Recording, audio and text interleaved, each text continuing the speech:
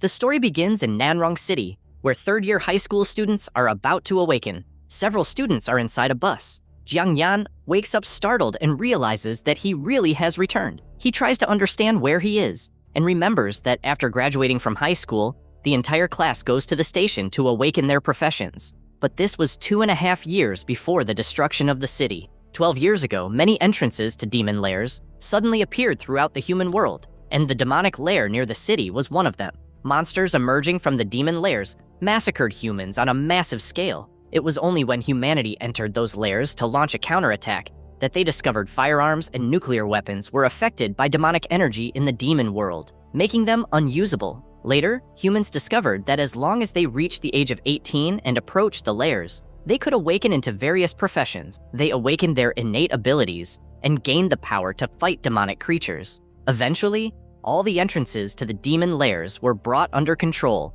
and the counterattack against the alternate world began. Every high school student who turns 18 goes to a demon lair to awaken their profession. Professions are divided into 3 categories: combat, support, and crafting. Combat professions are superior to all others, while support professions are also useful. Only crafting professions are considered nothing more than logistics. To make matters worse, MC awakened an F-rank crafting profession, considered the worst of them all. However, the innate ability of the profession he awakened is the heaven-defying divine skill, Modify. By altering a single character in the name of a skill or item, he can transform trash into treasure. In his previous life, as soon as he revealed this divine ability, he was immediately summoned by the big shots. They asked him to modify the names of various skills and pieces of equipment, helping them transform all kinds of trash into divine artifacts. But everything came at a price. He was placed under house arrest and had his development restricted because they wanted to control him completely.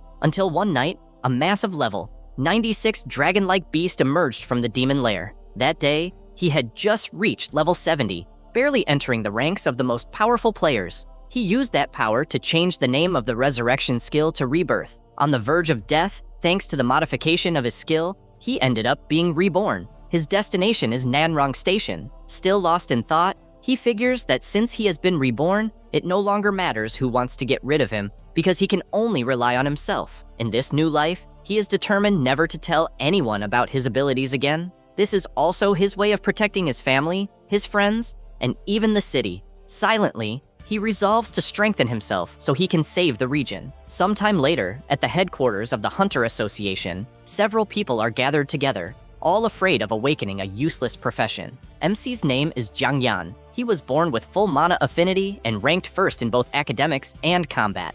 There is also Hong Wei, who ranked second in the class. This guy acts smug because with high mana affinity, he believes he could awaken even a powerful profession. The teacher approaches Jiang Yan and tells him that he will be the first. As he walks up the stairs, the teacher tries to encourage his student not to be nervous, since all he has to do is place his hands on the crystal ball and his profession panel will awaken. One of the staff members calls Jiang Yan's name and he calmly walks toward the testing area. He is not worried at all because, unlike everyone else, he already knows what he will get. Some female students whisper that MC was born with full, always mana affinity, so if he awakens a combat profession, he will become incredibly powerful. Meanwhile, the teacher hopes it will be anything except a crafting class. Others desperately wish the worst for him because they are certain that he will awaken a crafting class. MC extends his hand and touches the crystal ball, which emits an extremely bright light. The beam of light begins to fill the area, and a system screen appears in front of him, showing the repairer class. His name is Jiang Yan. He has 100% mana affinity. His awakened class is repairer. The class type is crafting, and it is F rank. The teacher simply cannot believe that such a disaster could have happened. At the same time, the students cannot stop mocking him because they knew Jiang Yan would awaken the worst class of all. Hong Wei is the most excited because he has always been second. But now, he finally has a chance to become the strongest. The instructor explains that the class he awakened is not actually that bad, although it would work better as a farmer or allow him to open a repair shop. However, the crystal continues glowing brightly, leaving him stunned because it means Jiang Yan is about to awaken a second class. The teacher's eyes also widen because something like this is extremely rare, and even if the first class is F rank, the second one might be better. The light grows more and more intense, until it is revealed that he awakened the farmer class. He now possesses these two classes, and both are F rank. Everyone is dumbfounded wondering how it is possible to awaken one class even more useless than the other, with both of them being F rank. The troublemakers in the class can no longer hold back their laughter because a joke of this level would be difficult to witness even once in 1,000 years. The teacher, along with several students, feels sorry for him. After all, MC worked extremely hard and diligently to rank first in both academics and combat. However, deep down, Jiang Yan finds it funny that everyone thinks these classes are trash, because although he awakened the lowest rank, he also awakened a heaven-defying innate ability. At the cost of 100 mana, he can modify one character in the name of a skill, piece of equipment, or item. After the modification, the owner of the name will obtain the skill, equipment, or item corresponding to the new name. Now, with the farmer class, he can increase plant growth speed by 10%, but with a snap of his fingers, he modifies the name of the skill. He now possesses the revive skill. It revives the target it is used on and restores all injuries, although consumed mana will not be restored. He knows that as long as this ability is used wisely, it will become his greatest trump card. He looks at the ranking of the top 100 newcomers and tells them to wait, because first place on both lists will belong to him. After all, becoming number 1 will guarantee an unimaginable allocation of resources. Jiang Yan arrives at the novice training base, an area designed for newly awakened players to level up by fighting charging rabbits. Besides being relatively safe, the base provides an excellent amount of experience for beginners, which is exactly what he needs right now. Breaking the record here could also help him enter a top-tier university, so Jiang Yan arrives determined to make full use of this opportunity. When the staff check his registration, they see that he is from Nanrong No. 1 High School, ranked first in both academics and combat, but awakened 2 F-rank professions. Because of this, one of them asks whether the boy truly intends to enter alone and recommends that he form a team with his classmates. Since the difficulty of the base is not that low, Jiang Yan confirms without hesitation and asks for his starting equipment. The 2 employees assume the boy still has not managed to accept the reality of awakening 2 rank F classes, but they hand him an iron sword and a pair of leather boots. In his past life, he had received only the sword, so he realizes that this time he got a little special treatment. Jiang Yan takes the equipment and enters the base. Before he moves on, one of the employees warns him that if he ends up surrounded by charging rabbits, he only needs to ask for help, and someone will enter to rescue him. He thanks him for the warning and continues walking calmly, because he knows he will not need it. Once inside, MC activates Modify on the equipment. The iron sword becomes a steel sword, now providing 10 attack and 5 armor penetration, while the leather boots transform into wind boots, which grant 10 speed and an additional 15% bonus. He could try to create even more absurd equipment, but he notices that the place is full of cameras and decides to keep a low profile. After what happened in his past life, revealing too much about his talent would only be asking for trouble again. Besides, level 1 equipment has a limit to how much it can be improved, and this is already more than enough for now. Jiang Yan then advances through the base, which is divided into 3 regions: Basic, Advanced, and the Boss area. Those looking for normal training stay in the first one, while the more confident can move on to the Advanced area. But if he truly wants to break the record, he will have to enter the Boss area and kill a charging rabbit. Jiang Yan continues through the base and soon finds a huge number of level 1 or D charging rabbits scattered throughout the forest. Since he needs to reach level 5, he calculates that he will have to eliminate at least 100 of them. However, the monsters do not simply stand around waiting, and several of them immediately rush toward him. An entire horde charges in his direction, but Jiang Yan draws his sword and begins cutting down the rabbits without difficulty. For any beginner, being surrounded by so many monsters would be a nightmare. But for him, this is exactly the kind of place that is perfect for gaining experience quickly. Jiang Yan continues advancing through the middle of the horde and takes down several rabbits at once. Even so, his goal goes far beyond that, because once he reaches level 10, he will be able to awaken his innate ability, a divine level power capable of creating extremely powerful demonic beasts. While fighting, he also remembers Hong Wei, the guy who was always chasing after him in his past life, and is probably about to awaken his profession by now. And at that very moment, at the awakening station,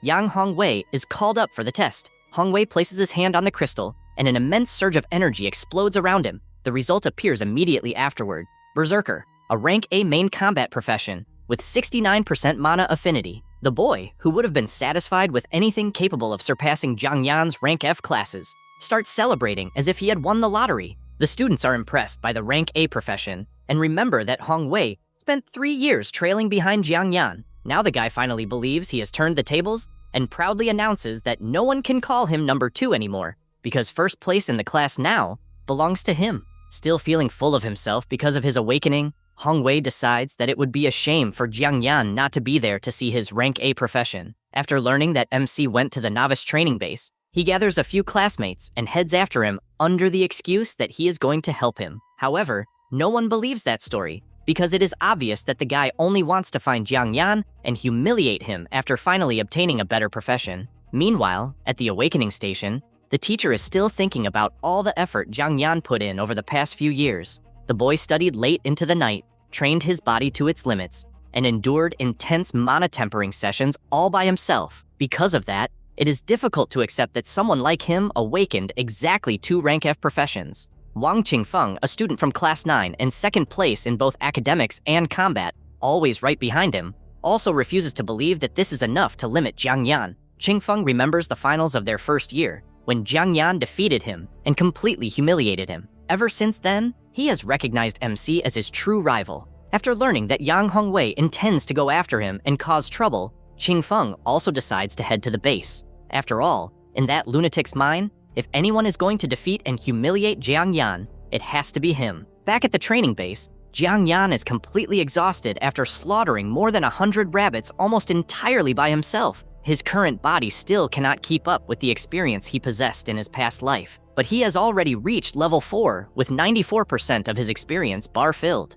At that moment, the Charging Rabbit King appears, a level 5 boss protected by an elemental crystal on its head. Even though he is badly injured, Jiang Yan knows that all he has to do is take down this monster to reach level 5. The Rabbit King charges at him with the crystal on its head, wrapped in energy. Jiang Yan knows that in his current condition, trying to withstand that charge head-on would be suicide, but that was exactly the attack he had been waiting for. As soon as the monster activates its flaming headbutt skill, MC uses Modify and transforms the technique into a version that causes the crystal on its own head to explode. The modified skill activates, and the crystal detonates directly on the Rabbit King's head. The explosion hits Jiang Yan as well, but the attack ends up killing the boss itself and provides the remaining experience he needs to reach level 5. Outside, the base's display immediately updates the result, leaving everyone in shock. The previous record was 1 hour and 17 minutes, and Jiang Yan managed to cut that time by more than half. The students cannot believe that someone with 2 rank F professions managed to finish so quickly. Hongwei refuses to accept the result and accuses Jiang Yan of cheating,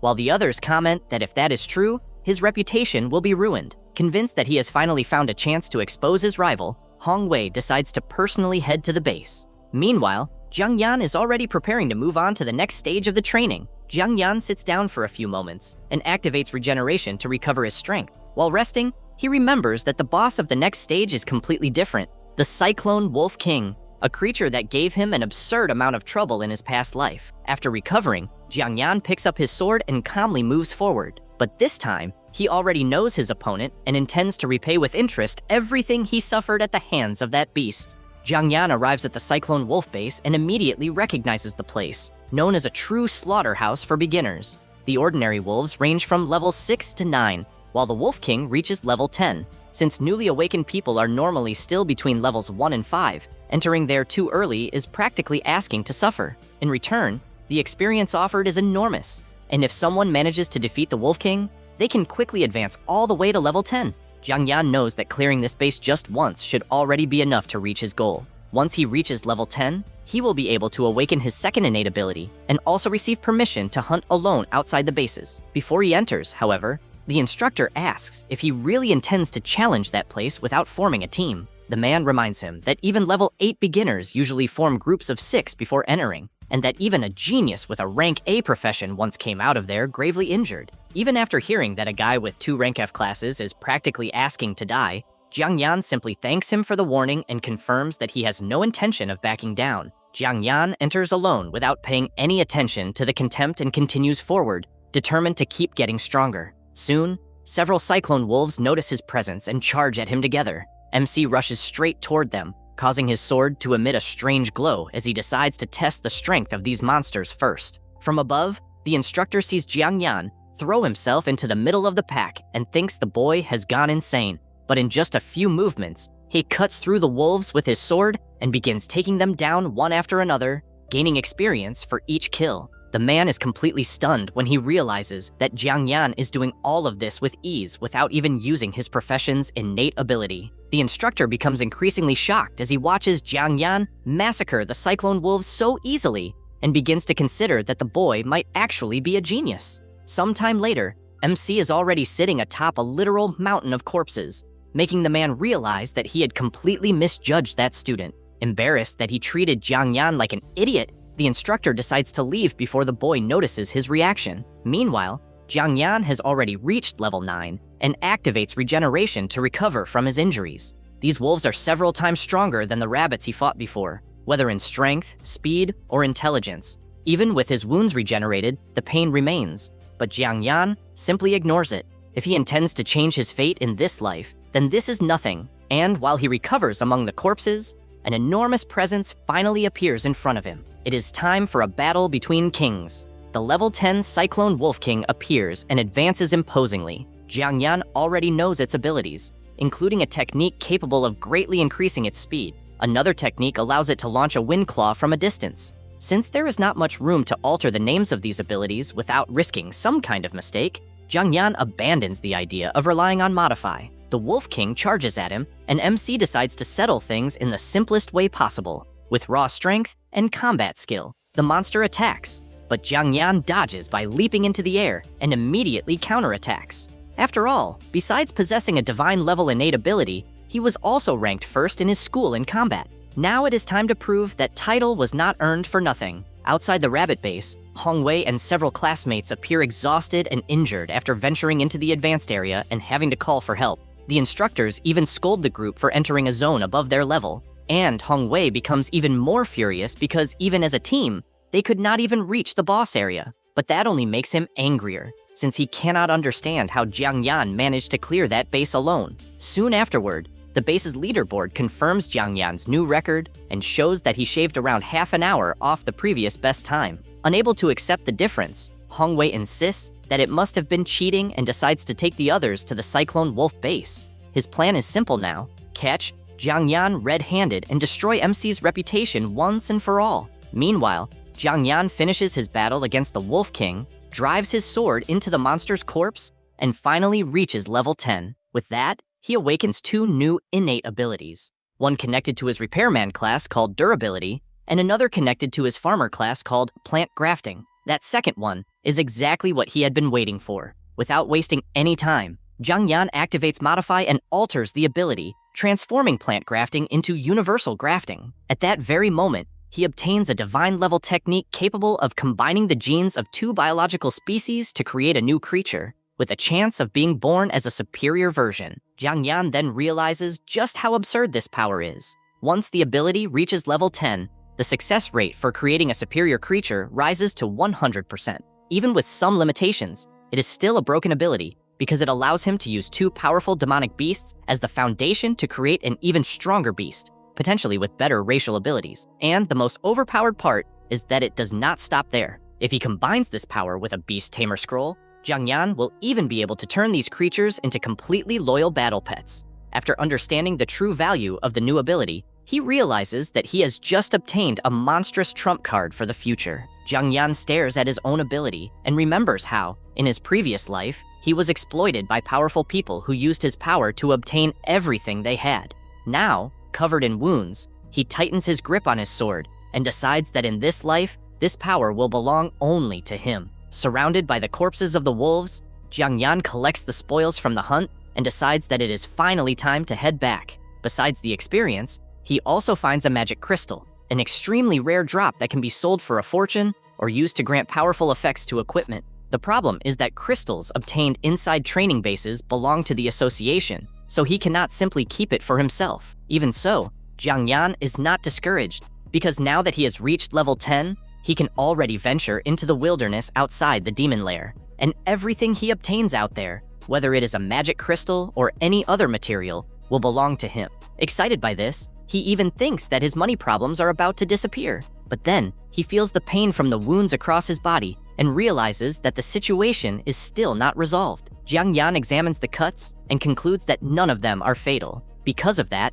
Revive cannot heal him, and normal treatment at a hospital would be far too expensive for someone as broke as him. Thinking of a solution, MC reaches the craziest conclusion possible. If he kills himself while using Revive, maybe he can heal himself completely. The only problem is that doing this in front of the base employees would attract far too much attention. So, he decides to find an isolated place where he can quietly die and recover without anyone discovering his secret. With that in mind, Jiang Yan runs off. Not long afterward, he returns to the outer area of the base and finds the unusual commotion there strange. There are far too many people gathered, and he does not understand why. It does not take long before someone points at him and shouts that he is Jiang Yan, the freshman who set the new record. Only then does he realize what happened. The news spread, and several upperclassmen showed up specifically because of the record he just broke. Jiang Yan sees the crowd surrounding the entrance and quickly realizes the problem. With so many people there is no way he can use Revive without drawing attention. While trying to act naturally among the crowd,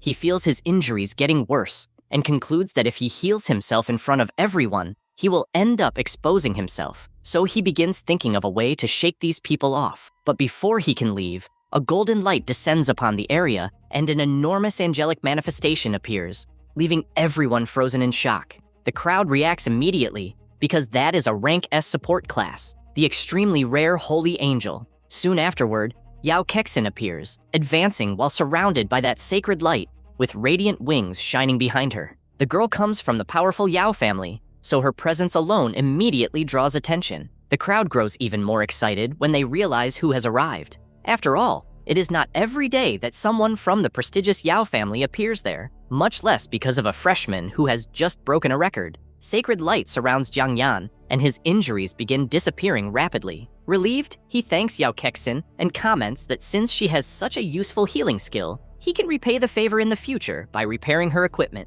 Yao Kexin accepts the offer with a smile and says she will count on him when her equipment breaks. However, the conversation has barely ended when Hong Wei appears in the middle of the crowd, mocking them and drawing everyone's attention. Hong Wei points at Jiang Yan and tells everyone not to be fooled. According to him, it is impossible for someone with 2 rank F crafting professions to clear a base alone and still break the record like that, so the result could only have been achieved by cheating. The accusation leaves the students surprised, and Hong Wei continues fueling the story. In his eyes, Jiang Yan could only accomplish something like that by using an absurdly powerful set of equipment. The problem is that everyone knows Jiang Yan as a poor student. Hong Wei takes advantage of this to say that after spending 3 years unable to surpass him, MC must have finally resorted to some dirty trick. And the lunatic goes even further, accusing Jiang Yan of pretending to be poor all this time just to receive financial aid from the school. The crowd begins whispering while MC simply watches that ridiculous scene without showing any concern.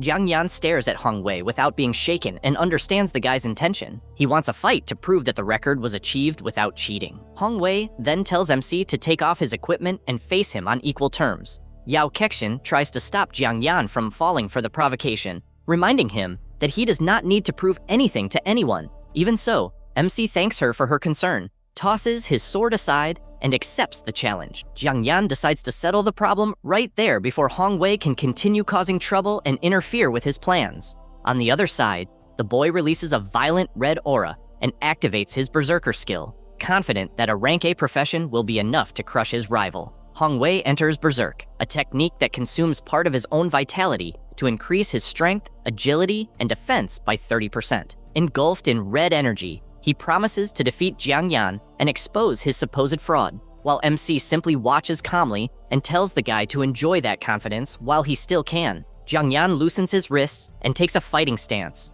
In his view, Hong Wei is relying too heavily on the superiority of his own class. Hong Wei charges forward, enveloped in a red aura, while Yao Kexin realizes the enormous difference between a rank A combat class and 2 rank F crafting classes. Even so, Jiang Yan remains calm. Before leaving the base, he had already stored all his equipment, so now he truly has no external advantages. To win, he only needs to defeat Hong Wei with his bare hands. Hong Wei lunges at him and throws a punch with all his strength. Jiang Yan simply dodges, causing the blow to hit nothing and leaving the berserker stunned. Refusing to accept that he missed, Hong Wei unleashes a barrage of increasingly faster punches. However, Jiang Yan dodges every single one with ridiculous ease, never allowing even one blow to touch him. Although he acknowledges that a rank A berserker possesses extremely powerful attributes, Jiang Yan knows they mean nothing if his attacks never land. Hong Wei continues swinging blindly and only succeeds in wasting his own energy. Jiang Yan already knows that fighting style after spending 3 years facing Hong Wei. He slips through the gaps between the attacks and strikes his rival directly, proving that despite all the advantages granted by his class, the guy has never been able to see through his movements. Hong Wei is knocked to the ground in complete disbelief as his frightened friends rush over to him. Jiang Yan merely watches and concludes that, in the end, he is still the one who came out on top. Young Hong Wei's defeat leaves everyone in shock. His classmates can barely believe what they just witnessed. A rank F crafting class awakener actually defeated a rank A berserker. For Jiang Yan, however, the matter is settled. He decides that he has already wasted too much time there. As he walks away from the crowd, he thinks about his next step. He plans to enter the wilderness soon, so he needs to acquire some proper equipment. With the Modify skill, obtaining good items should not be much of a problem. But his immediate problem is something else. He has already returned the standard equipment he received and is practically broke. Because of that, he considers buying something simple from the street stalls and then upgrading everything with his skill. However, before he can leave, someone tries to catch him by surprise from behind. Jiang Yan notices the attack in time and easily blocks it, immediately recognizing it as yet another provocation from an old acquaintance. The newcomer is Wang Qingfeng, someone who clearly knows Jiang Yan very well and treats him like an old rival. He is impressed by Jiang Yan's reflexes, pointing out that this level of reaction is exactly what one would expect from someone so monstrous in combat. He then tosses Jiang Yan a can, almost as if greeting an old friend, and Jiang Yan asks whether he witnessed his fight against Yang Hong Wei moments earlier. In other words, besides appearing out of nowhere, Qingfeng already knows exactly what just happened there. Wang Qingfeng walks alongside the MC and remarks that if Hong Wei had truly managed to defeat him, he would have stepped in to save him. After all, Jiang Yan is the only opponent he acknowledges. Someone like Hong Wei does not even count. The MC continues provoking him, saying that he was not even fighting seriously. The two recall their fight during their first year, when Qingfeng ultimately surrendered. Since then, he has forfeited their match every year. Jiang Yan even suspects that the lunatic did it deliberately so he could keep the scholarship awarded to the top student. Since money has never been an issue for Qingfeng, Qingfeng denies it and explains that Jiang Yan's eyes back then were simply far too terrifying. However, when the MC asks whether he intends to surrender again if they meet in the National Rookie Tournament, his answer immediately changes. This time, he promises to fight with everything he has and truly defeat him. The two raise their cans to their future rematch. But before leaving, Qingfeng gives Jiang Yan 2,000. In return, he wants the strategy Jiang Yan used to quickly clear the Cyclone Wolf base and tells his rival not to forget to give him the information later. Jiang Yan accepts the money and watches Qingfeng walk away, committing that favor to memory. If he gets the opportunity in the future, he intends to repay him with far more than he received. Now that he has some money in his pocket, Jiang Yan can finally head to the street stalls and search for cheap equipment to use as a foundation for his modifications. Jiang Yan walks through the city streets while thinking about the kind of treasure he might find with the little money he obtained. He arrives at a hidden section of the black market, the area with the cheapest stalls he knows. Most of the items sold there are complete junk, so finding something truly valuable is difficult, but not impossible. At one of the stalls, Jiang Yan finds a rank E Demonfall sword equipped with a Wind Wolf magic crystal and capable of inflicting freezing and slowing effects. However, the vendor wants 18,000 for the weapon, a price completely beyond Jiang Yan's budget. Jiang Yan then turns his attention to a simple level 10 bronze sword priced at 5,000. Since even that is still too expensive, he proposes a deal. If he can repair the Demonfall sword, the vendor will give him that sword for free. The man is surprised to learn that Jiang Yan also knows how to repair equipment. The MC activates the durability skill and decides to give it a try, but deep down, he already knows that the Demonfall sword was never his true objective. From the very beginning, Jiang Yan had his eye on the Azure Steel sword. That is because he knows that by using Modify on it, he can transform it into the legendary weapon he knew in his past life. The vendor looks at Jiang Yan suspiciously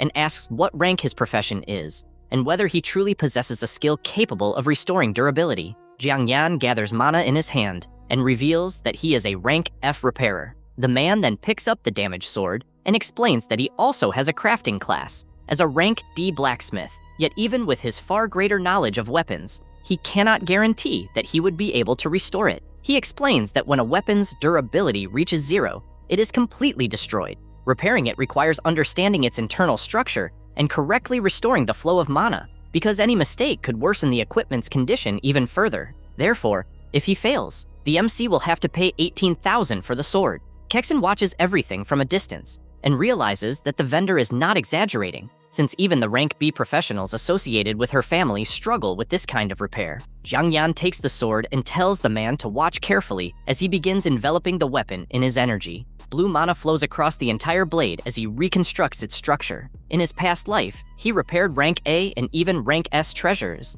And while many rank F repairers simply abandoned the profession, he trained durability until he turned it into one of his greatest advantages. A short while later, the sword is completely restored before everyone's eyes. The spectators are shocked to see a mere rank F student perform a repair of that level, and even Kexin is surprised, as she expected nothing more than a partial restoration. Jiang Yan simply finishes the job and announces that the weapon has been repaired. The Demonfall sword returns to 100% durability. The vendor examines it and admits that he misjudged the young man. Impressed by Jiang Yan's ability, he honors their agreement and gives him the sword he requested for free. With the Azure Steel sword in his hands, Jiang Yan can finally pursue his true objective. He activates Modify, changes a single character in the name, and transforms the ordinary weapon into the Azure Jar Sword, a pseudo-divine weapon he knew from his past life. This sword became famous in the hands of a warrior who charged through the enemy ranks 7 times. So obtaining a weapon of this caliber practically for free was an incredible deal. Besides having already solved his equipment problem, he can also save the 2,000 he received from his friend. This is important because university will be expensive, and he also needs to think about his younger sister. Ever since their parents died, the two have depended on each other, and before leaving for university, he intends to leave her enough money to cover her expenses. While thinking about this, the MC hears a familiar offer and meets Kexin again. Despite possessing an S-rank class, she is still at level 0, and she offers him 50,000 to take her along and help her reach level 10. Jiang Yan recognizes this situation from his past life and accepts without a second thought. Satisfied with the agreement, Kexin approaches the merchant and decides to buy the recently repaired Demonfall sword. Now that its durability has been restored, the man raises the price to 25,000, but the girl simply asks him to check the payment. It is a storage ring that leaves the merchant utterly stunned by her wealth. The man immediately bows and practically begs her to accept the sword. The MC watches the scene and realizes that this street merchant is clearly not accustomed to dealing with someone that wealthy. Kexin holds the sword somewhat awkwardly and offers it to Jiang Yan as a gift to commemorate their first meeting. The MC is surprised by her gesture, while thinking that if he helps the girl level up, he might also be able to rely on her support abilities to challenge a boss he never managed to face in his past life. The MC accepts the sword and realizes that, despite coming from an absurdly wealthy family, Kexin is much more polite than he had imagined. The girl is happy that he liked it, and privately believes that even though he has an F-rank class, his future is still promising. Without wasting any more time, he tells Kexin that they should head straight to the novice training base. At the base, Jiang Yan charges at the monsters and begins taking them down at high speed with his new sword, leaving the girl amazed by how quickly he hunts them. Taking advantage of the experience shared by the party, she quickly rises from level 3 to level 5. The duo continues advancing without stopping, and Jiang Yan once again breaks the time record at the Charging Rabbit base. Afterward, they head to the Cyclone Wolves, where Kexin shoots up to level 9, and the two also break that base's record. The news appears on the display and leaves the students outside stunned, especially when they notice that Jiang Yan is accompanied by a girl this time. They soon discover that his companion is the beautiful Kexin. When some of them ask which family she comes from, others explain that her family is connected to the Dai Chamber of Commerce, one of the 10 largest merchant associations in the country. Meanwhile, inside the base, she can barely catch her breath after reaching level 9 and asks for a short break before tackling the final level. Jiang Yan keeps walking and says she can rest while they move, since his physical condition can still handle it. He has already reached level 13 himself, and now that he has an S-rank support like Kexin by his side, he decides to increase the difficulty significantly. Their next destination will be the only novice training base classified as T-tier danger, the Netherflame Boar Base. At the entrance to the Netherflame Boar Base, the instructors recognize the MC from the records he broke in the other areas and warn him that the boss inside is far more dangerous than the rabbits or the Cyclone Wolves. He is not intimidated and replies that the greater the risk, the greater the reward. Besides, this time, he has an S-rank support by his side. The instructors wish them good luck, and Jiang Yan enters the base with Kexin. After crossing the entrance, the two arrive in a completely silent forest. making the girl wonder why there are no ordinary monsters around. Jiang Yan explains that this base has no normal creatures. There is only a single boss. She barely has time to process the information before the ground begins to shake, and the MC realizes that the creature is already heading toward them. The enormous netherflame boar appears before the duo, leaving Kexin terrified by the monster's absurd size. The MC draws both swords and faces the creature with a smile. After everything he has encountered so far, an opponent he considers worthy has finally appeared. This is the level 15 Netherflame Boar King. The MC readies his swords and tells Kexin to keep Holy Light ready to heal him. Instead of waiting for the monster to attack, he takes the initiative, charges forward at high speed, and uses the momentum of his leap to try to slash the creature's neck. However, the boar leaps away at the last instant and avoids the fatal blow. Jiang Yan is surprised by the boss's intelligence, but he spots an opening while it is still suspended in midair. To take advantage of that fraction of a second without revealing too much in front of Kexin, he decides to discreetly enhance one of his own swords. Jiang Yan activates Modify and alters the Cayenne Steel Sword, transforming it into an A+ rank version with absurdly superior attributes. Even a divine ability cannot completely ignore level restrictions, but this is already enough. His attack power increases several times over, along with his armor penetration and agility. With the weapon strengthened, he charges at the boar again and lands a brutal slash, severing one of the monster's enormous tusks.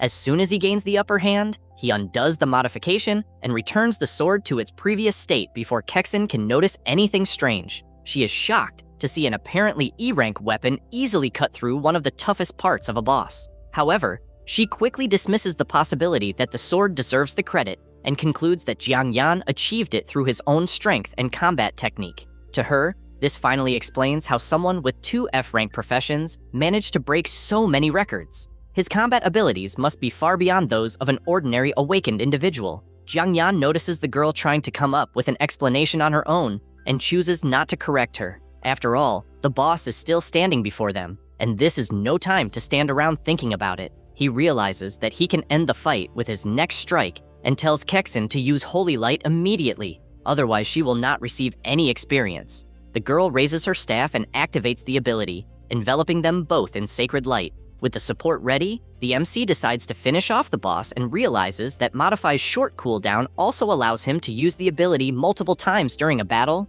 The Boar King covers its body in blue flames and activates Wild Charge. The MC watches the monster rush toward him and considers it the perfect moment to end the fight. As the boss charges, Jiang Yan finds a way to use Modify without revealing his secret. Before doing so, however, he asks Kexin to close her eyes and assures her that she definitely will not want to see what is about to happen. Assuming that it will be a gruesome scene, the girl obeys. Seizing this opportunity, he activates Modify and alters the boar's own charging ability, transforming the attack into an extremely slow version. The creature loses practically all its speed and becomes an easy target. The MC takes advantage of the opening, undoes the sword's temporary modification, and prepares the final blow. He slashes the monster and defeats the level 15 boss. The enormous amount of experience takes him directly to level 15, allowing him to advance 2 levels at once, far more than expected from a single training base. Kexin also receives an absurd amount of experience and gains 3 levels at once. When she opens her eyes, she asks in surprise if Jiang Yan really killed that monster by himself. Before he leaves,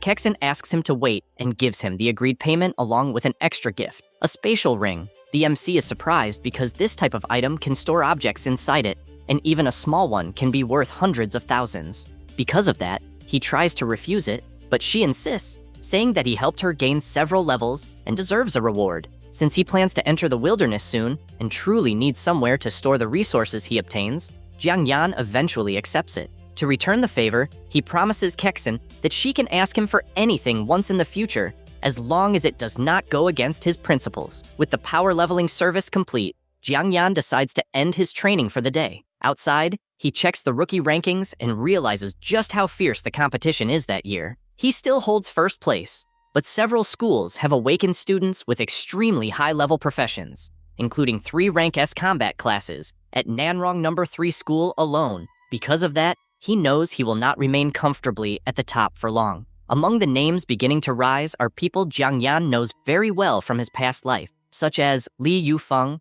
a Rank S sacred swordsman, Zhang Hong, who possesses the Flaming Fist class, and Lu Yuan, a Rank S scale assassin specializing in speed and surprise attacks. If he wants to remain among the best and reach the top of Nanrong's rankings, all of them will eventually become his opponents, something the MC is already eager to face. But before thinking about those future rivals, Jiang Yan remembers someone far more important and decides to return home. In his past life, after being taken away and exploited by powerful figures, he ended up leaving his younger sister to grow up practically on her own. Now that he has been reborn, he intends to make up for all of it. He says goodbye to Kexin and agrees to enter another dungeon with her in the future. On his way home, he remembers that in his past life, he only received news about his sister through other people. He knows that she will awaken a powerful rank A combat profession in the future, but at that moment, she is still just an ordinary girl. When he opens the door to his house, Jiang Yan is finally reunited with Jiang Yao, his 15-year-old sister, who welcomes him by saying that dinner is ready. The girl is quite withdrawn, and the two eat together in silence. Ever since their parents died in a demon den,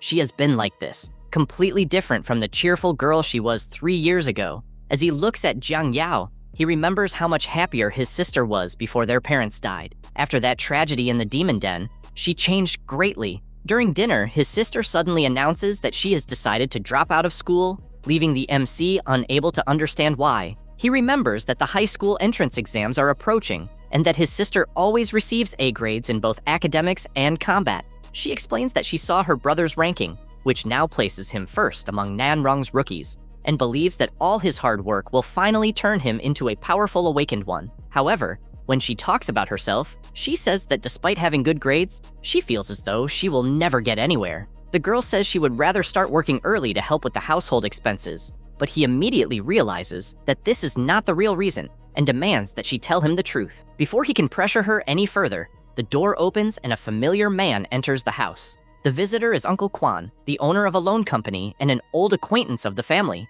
For the past 2 years, part of Jiang Yan's and his sister's expenses has been covered by money borrowed from him. Upon realizing that the man had already visited earlier that same day, the MC finally understands why his sister wants to drop out of school. She intends to sacrifice her own future to work and help him repay their debts. He asks how much the two of them still owe in total. Quan replies that, excluding interest, the debt accumulated over the past 2 years is around 43,000. The man tries to say that he understands the siblings are going through difficult times, but Jiang Yan has already decided to solve the problem right then and there. The MC gives his uncle 50,000 and says that the remaining 7,000 can count as interest. The man is completely stunned, and Jiang Yao immediately asks where her brother got so much money. He realizes that he will need to explain something to reassure her, but with Quan still in the house, he prefers to be careful about what he reveals. The man takes the money and says goodbye, telling the MC that he can come to him if he ever needs help again.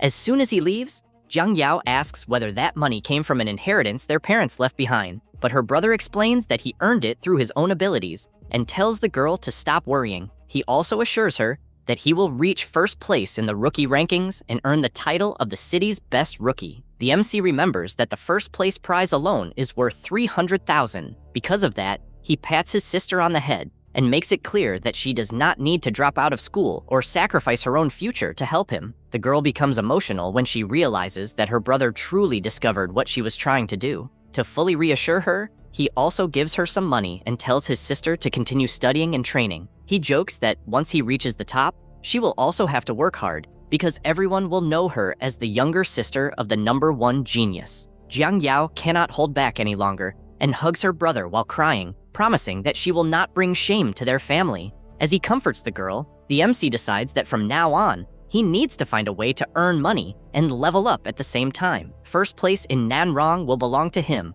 and there is a perfect location for that outside the area controlled by humans. That place is the Poison Dragon Valley, a region filled with dangers but also opportunities. Since monsters gather there in enormous numbers, it is one of the best places to evolve quickly. In addition, there is a rumor that a rare dragon-type magical beast lives deep within the valley. If Jiang Yan can obtain an egg from that creature, his universal grafting will finally be able to display its full potential and perhaps even create an extremely powerful companion. He also believes that he can obtain magic crystals and sell them to solve his financial problems once and for all. With everything decided, he chooses to leave the next day. The Poison Dragon Valley will be his first stop in his conquest of the world of demon dens. The next day, the MC takes a bus and finally arrives at the Demon Rift Station. the entry point for anyone intending to travel to the Poison Dragon Valley. He crosses through the spatial passage and enters Nanrong Rift City, a fortress built as humanity's main line of defense against demonic creatures. The place is protected by 2 experts above level 70 and is packed with awakened carrying expensive equipment. Compared to the other adventurers, Jiang Yan looks like he is practically dressed like a beggar, although he admits that Kexen's gifts have greatly improved his situation. He heads through the East Gate, the route leading to Dragon Valley. Among the known regions of the Rift, it is relatively safe and home to monsters around levels 15 to 18, exactly what he needs to level up right now. At the exit, a guard checks Jiang Yan's identification and is surprised to see a dual-class Rank F Awakened planning to enter Venomous Dragon Valley alone. The man warns him that the wilderness is not a training base and that adventurers normally travel in groups, but the MC simply thanks him for his concern and assures him that he will return alive. The guard still tries to stop him, but when he reaches out to grab him, he simply cannot catch him. Another soldier then recognizes Jiang Yan as the student who awakened 2 Rank F professions, placed first in his school, and even broke records at the training bases. With no further reason to stop him, they let the MC continue, although they still cannot understand how someone with such weak classes can achieve results of that level. Jiang Yan arrives at Venomous Dragon Valley and immediately feels the toxic gas covering the entire region, since staying there requires antidote pills, which cost 50 each and last only 3 hours. He knows he needs to make the most of his time. He has barely finished taking one when a level 13 venomous winged lizard appears and attacks. The MC was already expecting this and immediately charges at the creature. After taking down 3 more lizards, Jiang Yan realizes that he has already gained 2.7% progress. Satisfied with the amount of experience the wild monsters provide, he decides to speed up the hunt even further and activates Modify. He uses his ability on the Xian Steel Sword and charges at everything he encounters. Winged lizards, venomous toads, and miasma bats fall one after another, causing the MC to quickly rise to level 18. After the slaughter, Jiang Yan stops for a moment to catch his breath. Despite already being level 18 with nearly 9% progress, he complains that he has killed an absurd number of creatures without obtaining even a single magic crystal. At that moment, 2 men appear and ask if he was the one who exterminated all those monsters. The MC recognizes one of them as Lu Yuan, a Rank S Awakened. One of the men becomes irritated by Jiang Yan's casual response, but Lu Yuan already knows who he is and suggests that they form a party. The MC shows no interest whatsoever, immediately refuses, and simply walks away. The rejection leaves Lu Yuan's companion furious, and he asks for permission to teach the boy a lesson. However, the Rank S Awakened is more intrigued than offended. For someone with 2 Rank F classes to make it this far completely alone, he must be a genius. Even so, he makes it clear that when they meet again, his companion will have the chance to settle the score. An hour later, Jiang Yan continues advancing through the valley without encountering a single rare monster. Since he only has 1 antidote pill left, he begins considering leaving soon. However, as he scans the area for anything unusual, a purple creature suddenly appears and attacks. He notices the attack at the last second and blocks it with his sword. Surprised that he was ambushed, he stares at the creature and realizes that, despite its strange appearance, its defense is absurdly high. The monster soon reveals its true form. It is a level 20 Miasma Demon Toad King, a rare creature with mutant toad skin, giant tongue bind, and bone-rotting venom. The MC is actually excited, since he has finally found the boss, and remembers that several people fought over this monster in his past life. The toad immediately attacks with its enormous tongue, striking from multiple directions to surround him. The MC admits that the attack is fast, but he already knows how to break it. He activates Modify directly on the boss's ability, causing its own attack to spiral out of control and bind the creature. Taking advantage of the opening, he leaps forward to finish off the monster. His attack lands directly, but the sword cannot even pierce its tough skin. To make matters worse,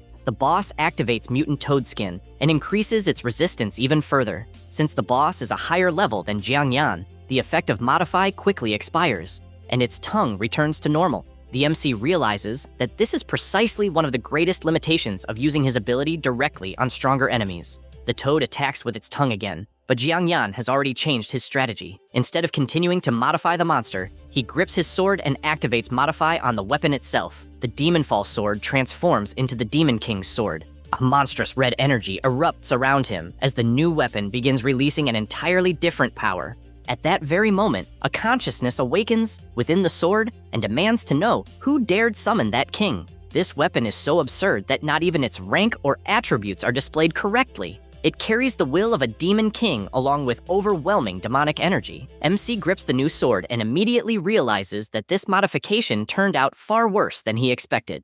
Not wanting to drag this out, he decides to finish off the demonic frog king and unleashes a monstrous slash, sending a wave of magical energy directly at the boss. The attack lands, but Jiang Yan pays dearly for it, collapsing to the ground completely exhausted and realizing that a single strike drained nearly all of his stamina. The situation grows even worse when the sword begins corroding his arm and invading his body. He tries to use Modify one more time, but he has already reached his limit. With no stamina remaining, Jiang Yan collapses and realizes that he can no longer activate Modify. The consciousness inside the sword finally realizes that he is human and begins threatening him, saying that since he dared borrow that king's power, he will now have to pay the price. Although the creature cannot bring its true body there, it claims that just 1/10 of its power would be enough to destroy human civilization and enslave the entire race. However, Jiang Yan was already expecting this problem. This is not the first time he has modified a weapon connected to a demon king, so he already knows how to deal with the consciousness trapped inside it. Even as his arm is being corroded, he draws his other sword and attacks the core of the demon king's sword directly. The entity realizes what he is doing too late and can only call him an insect before the blow lands squarely. An explosion of demonic energy engulfs the area, and the Demon King's consciousness begins to disintegrate. Before disappearing, it promises to avenge this humiliation, swearing to tear his body apart. When that presence finally vanishes, MC regains control and realizes that the corrosion has also stopped. Just as he knew from the experience of his past life, all he had to do was injure the Demon King's consciousness summoned into the weapon to stop it from invading his body. He waits for his stamina to recover,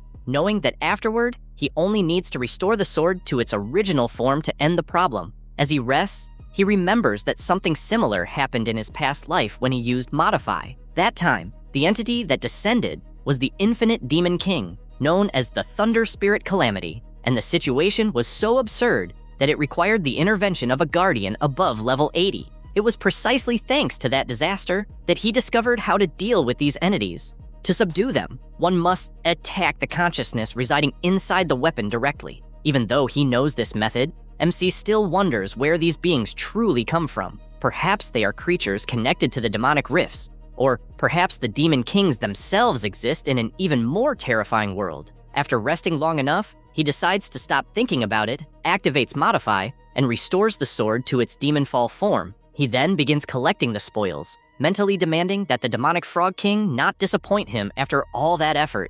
To his delight, the boss drops a level 20 magic crystal worth at least 100,000. In addition, the boss's corpse and the bodies of the monsters killed earlier are also excellent materials that can earn him a good amount of money. MC knows that selling everything through the official market would not yield as much profit, so he already plans to take the materials to the underground black market when he returns to Nanrong. At that moment, he notices something else. After killing the boss, the system also registered the death of an unknown creature and granted him a massive amount of experience. With that, Jiang Yan jumps straight from level 18 to level 20. He concludes that the unknown creature was probably the demonic entity connected to the Black Eye, and celebrates the unexpected bonus. The discovery makes him imagine an absurd loophole. If he continues modifying weapons, summoning these entities, and defeating them, he might be able to exploit the system and level up all the way to level 100. However, losing control just once would put all of Nanrong at risk along with him, so he decides not to play with fire. Furthermore, he awakens a new innate skill every 10 levels,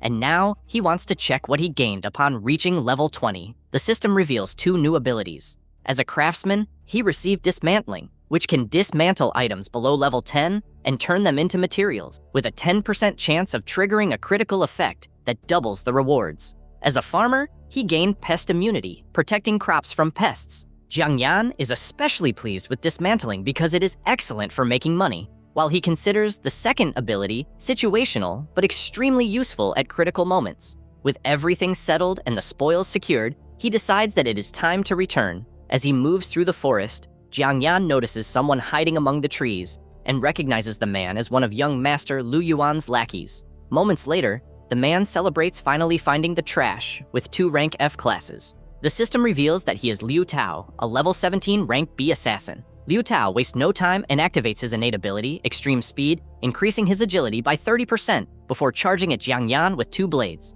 Convinced that a rank F class could never keep up with a rank B combatant, he attacks, but Jiang Yan blocks his strikes and counters, sending the assassin flying. Liu Tao falls to the ground injured and cannot understand how a boy could be faster than him. To make matters worse, he notices that MC just pulled a sword from a spatial ring, an extremely expensive item that someone supposedly poor should not possess. Jiang Yan then reminds the madman that awakening a combat class does not make anyone invincible. Training, attribute growth, combat experience, and level differences also determine a person's strength, and Liu Tao is clearly not even qualified to face him yet. MC even remarks that if his master had come personally, perhaps things would have turned out differently. Before Jiang Yan can finish speaking, a leaf coated in energy slices through the air toward him. He raises his sword and blocks the attack, immediately realizing who has arrived. As if summoned by name, Lu Yuan finally appears. Lu Yuan immediately charges forward, and the two exchange blows at high speed. The assassin takes the opportunity to compliment that beautiful sword. MC replies that Lu Yuan's blade is not bad either. After the first clash, the two retreat and put some distance between them. Lu Yuan assumes a fighting stance and says that he wants to personally witness the strength of the #1 rookie in the rankings. Jiang Yan welcomes the idea and taunts him, saying that Lu Yuan must be quite upset about losing first place to him. Jiang Yan has no intention of fighting for free and proposes another wager. Whoever loses must hand over their weapon. Lu Yuan immediately accepts and activates his rank S innate ability, Gale Cloak, increasing his agility by 80%. Seeing his opponent going all out, MC rests the sword on his shoulder and says that he will gladly take that blade. Lu Yuan charges forward at tremendous speed. In his mind, his class was designed specifically to make him faster than any opponent, and speed is everything. Jiang Yan watches the barrage of strikes and blocks attack after attack with his sword, acknowledging that the speed of a rank S combat class truly is absurd. As Lu Yuan's companion cheers and tells him to finish off the MC already, the boy believes Jiang Yan is too slow to face him and prepares the strike that should end the fight. The assassin finally breaks through his defense and manages to wound Jiang Yan, but the MC willingly takes the slash to grab the dagger with his bare hand. Just when his opponent thinks he has finally caught him, Jiang Yan is already launching his counterattack and warns that the winner has just been decided. Only then does Lu Yuan realize that Jiang Yan never intended to compete with him in speed. The MC simply waited for the right opportunity, trading an injury for a chance to counterattack. Instead of being frightened, the boy grows excited, finally realizing that he has found a worthy opponent. The MC launches his attack but misses, and with the dagger now in his hand, Jiang Yan admits that his opponent had good instincts to let go of the weapon in order to survive, but asks how he intends to keep fighting while unarmed. However, the guy calmly pulls more daggers from his storage ring and explains that he likes that model so much that he keeps 3 of them. Jiang Yan then remembers that he is facing the young master of the prestigious Lu family, so losing a rank B weapon probably means practically nothing to him. Even knowing that such equipment costs a fortune, Jiang Yan becomes even more excited at the prospect of defeating someone so wealthy and talented. Lu Yuan also stops playing around and reveals that he still has another trump card, activating a skill surrounded by a purple aura. He says that Jiang Yan is the first person in their class to see this technique because until now, he had imagined that he would only need to use it against the so-called Sword Saint. Lu Yuan finally reveals his technique, Gale Cleaving Slash. He launches enormous wind blades that deal 150% of his attack power, forcing Jiang Yan to run and narrowly dodge every strike. Seeing it up close, the MC clearly understands the advantage of a combat class. Practically every innate skill provides an absurd boost during battle, and in Lu Yuan's case, they are dealing with a rank S combat class. Even so, Jiang Yan notices a weakness. Those long-range attacks are clearly slower than the boy's close-range strikes, and also consume a great deal of stamina.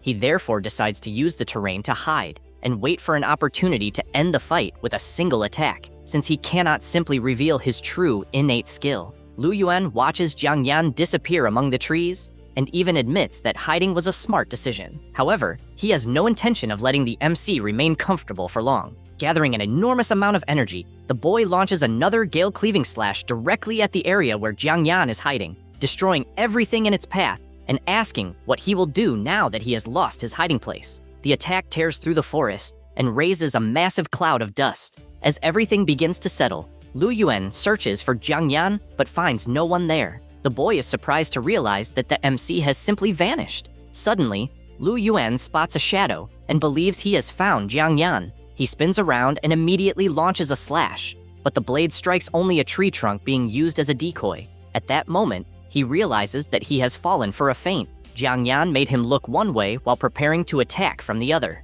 The MC appears behind him and attacks before Lu Yuan can react. The boy is shocked that a mere rank F managed to pressure him so much, especially by using the terrain itself to conceal his presence and deceive him. Against someone of rank A, that probably would have already decided the fight. However, Lu Yuan is still a true rank S combatant and, at the last instant, activates Gale Ring Shield, creating a wind barrier that blocks Jiang Yan's sword. Jiang Yan realizes that Lu Yuan has already surpassed level 20 and awakened a new innate skill as well. However, the barrier does not change his plans. Trusting in the cyan steel sword, he drives the attack forward with even greater power and manages to break through the Gale Ring Shield by brute force. The impact sends Lu Yuan flying, and the boy crashes among the debris. Jiang Yan even considers continuing his attack while Lu Yuan is vulnerable, but decides against it. This is not a life or death battle, and besides, Lu Yuan is not a bad person. In his past life, he fought bravely against the monster invasion,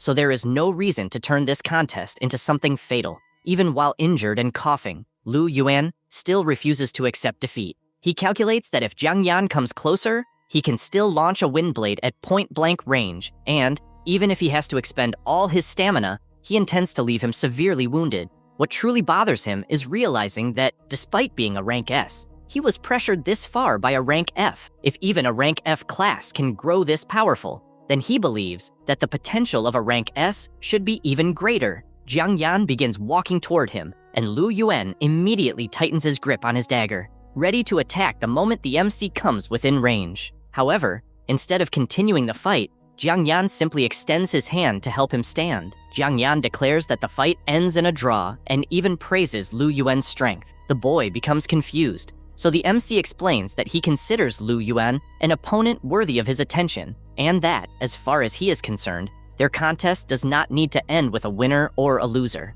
Lu Yuan realizes that this is sincere acknowledgement, something Jiang Yan had never shown before. After thinking for a few moments, Lu Yuan admits that Jiang Yan is truly strong as well, and understands that there is always someone stronger, no matter how much you improve. He thanks him for the lesson and accepts the MC's hand. From that moment onward, he acknowledges Jiang Yan as a true powerhouse and a rival worthy of his attention, but warns that next time, he intends to defeat him fairly, before continuing his pursuit of a place among the top 100 freshmen. Jiang Yan accepts the challenge with a smile, and warns that if Lu Yuan truly intends to defeat him in the future, he will have to train even harder and become much stronger. Liu Tao still tries to cause trouble, calling the MC a brat and complaining that he left his brother in such a state. However, Lu Yuan immediately shuts him down and tells him to stop being disrespectful, saying that from now on, he must treat Jiang Yan with the same respect he shows him. The man obeys without arguing,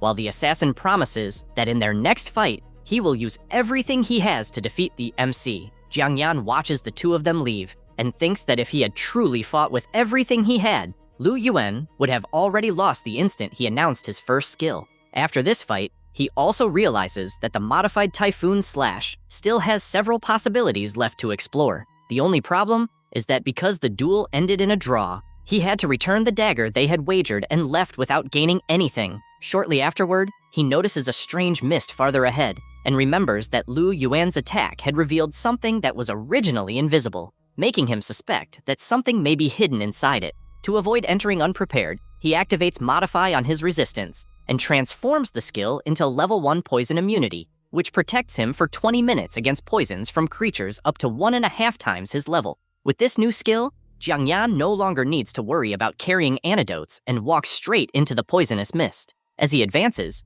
he notices that the poison is becoming increasingly concentrated and begins to wonder exactly what is hidden in that place. Following the mist to its source, MC reaches a massive lake covered in a terrifying greenish energy. Faced with that sight, he begins to suspect that the legendary poison dragon might truly be there. He dives into the poisonous lake to investigate for himself and begins descending through the greenish water, heading straight into the depths in search of whatever is hidden below. Soon after, a gigantic shadow emerges from the depths and charges straight at him. The monster is a level 18 ice-armored crocodile. The crocodile tries to swallow Jiang Yan whole, but he evades the attack and calmly faces the creature. Since the monster practically came to deliver its own materials to him, he decides to seize the opportunity, draws his sword, and charges forward, activating the armor break effect on his attack. The sword pierces the monster and bypasses its defenses, leaving it severely wounded. Jiang Yan then notices a problem. The creature is far too large to fit inside his storage ring.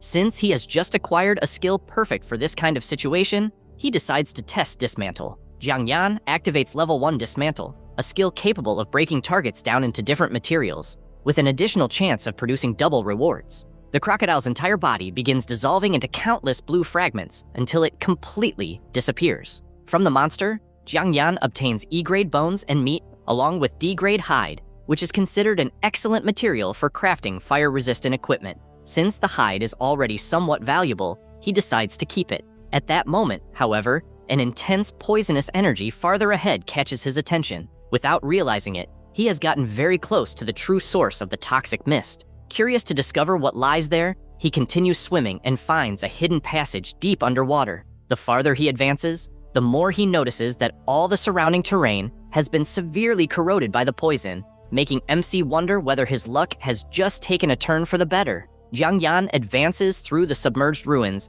and soon realizes that he has truly discovered something incredible. Hidden there is a level 43 female poison dragon, still in her growth stage, and to top it all off, surrounded by several eggs. Now he understands why this creature is known as a legendary growth-type monster. Once fully mature, she can easily reach level 70, and with his universal creation skill, Jiang Yan even suspects that this limit might be raised further. For that reason, he decides to wait for the right opportunity to steal those eggs, taking the chance to avenge all the people the creatures have killed. However, an enormous disturbance suddenly erupts, and another dragon appears, flying toward the nest. MC immediately realizes that a male is also protecting that place. With 2 dragons of that level nearby, he knows that staying there would be suicide, so he retreats, determined to return once he is stronger. His objective is now even clearer: increase his power and, in the future, claim those dragon eggs for himself. Jiang Yan can already imagine that when that day comes, hardly anyone in Nanlu will dare to look down on him. But before then, he needs to deal with something much more immediate: selling the materials he obtained and turning everything into money. For that reason, he heads to the city's underground black market. Nanlu's black market operates with virtually no fear of law enforcement. It is said that a level 60 Grandmaster keeps the place under his protection and, besides being extremely powerful, also has considerable backing. Therefore, as long as no one causes serious trouble, the authorities simply avoid interfering. This makes all kinds of transactions easier, but it also allows plenty of rotten things to happen there. Jiang Yan arrives at the pavilion, the most trustworthy shop in the black market that he remembers from his previous life. Inside, the owner, Qin Yu, calmly watches 2 men attempting to negotiate over some materials. They ask for a better price, but she tells them that her offer is already the highest on that street, and that if they are not satisfied, they can look elsewhere. Paying no attention to their persistence, she notices Jiang Yan standing nearby and asks whether the student has also come to sell something. The men look the boy up and down and begin mocking him, finding it impossible that someone dressed like that could be carrying anything valuable. One of them even tells Jiang Yan to leave so he will not waste anyone's time. However, MC remains calm, raises his hand, and activates his storage ring, saying that he truly did not bring anything particularly impressive. The 2 men are instantly left speechless when they realize that this seemingly ordinary boy possesses such an expensive item. Jiang Yan then empties the ring's contents, filling the room with monster materials he obtained from the poison rift, including bones, scales, tendons, claws, and even the ice-armored crocodile's hide. The quantity and quality of the items leave everyone stunned, especially because possessing that hide means he managed to reach the deepest regions of the rift. And just when everyone thinks he is finished, Jiang Yan takes out one more thing: a genuine magic crystal. The energy released by the object causes the 2 men's eyes to widen, while even Qin Yu loses her relaxed expression for a moment as she tries to understand who the hell this boy is. Unconcerned by their reactions, MC simply asks her to calculate how much everything is worth. The 2 men who were negotiating earlier immediately change their attitude and begin approaching him, interested in the item. MC simply tells them to hurry because he is in a rush. In the pavilion's VIP room, Qin Yu has the payment brought in and settles everything with Jiang Yan. She pays 78,500 for the materials, while the monocrystal is valued at 150,000. All the money is already loaded onto the card she hands him, and Jiang Yan accepts the payment without any fuss. In addition to the money, Qin Yu gives Jiang Yan a golden card identifying him as a VIP client of the pavilion. With it, if he obtains more monocrystals in the future, she promises to purchase them at a 10% premium. MC thanks her for the special treatment, since it will be useful. Upon leaving the establishment, he acknowledges that Qin Yu was truly fair, so he does not regret choosing to do business with her. However, he also understands that the VIP card and extra benefits were not given to him for free. The woman clearly sees potential in him and expects to profit from their relationship in the future. As the boy leaves, several figures in the shadows begin watching him. MC calmly walks through the market, thinking that capable people always receive different treatment. If he wants access to national-level resources, taking first place on the Nanrong entrance exam is a necessary condition. But as he walks, two men put out their cigarettes and begin following him. Without changing his pace, Jiang Yan enters an increasingly isolated area. Now that he has money, he considers buying some armor, because relying solely on his two swords is still not safe enough. At the same time, he reveals that he noticed his pursuers long ago. Even so, he remains calm because everything is happening exactly as he expected. He also notices the heavy scent of blood coming from the two men, concluding that their bags are probably filled with stolen goods. In that case, getting rid of them would even count as his good deed for the day. Meanwhile, the two men follow him into the alley with smiles on their faces, pleased that the boy has practically chosen his own grave in such an isolated place. Jiang Yan walks even deeper into the alley and stops along the way, while the two men finally appear behind him. Without even turning around properly, he comments that they are quite slow. The two then reveal their classes: Liu Dalei, a level 17 rank D butcher, and Xu Yang, a level 16 rank D poison master. Jiang Yan reacts with feigned fear, saying that two primary combat professionals truly seem terrifying, and that a mere rank F craftsman like him would not stand a chance. The two become irritated by his mockery, and Jiang Yan confirms it with a smile. Enraged, Liu Dalei charges at him while activating level 1 slash.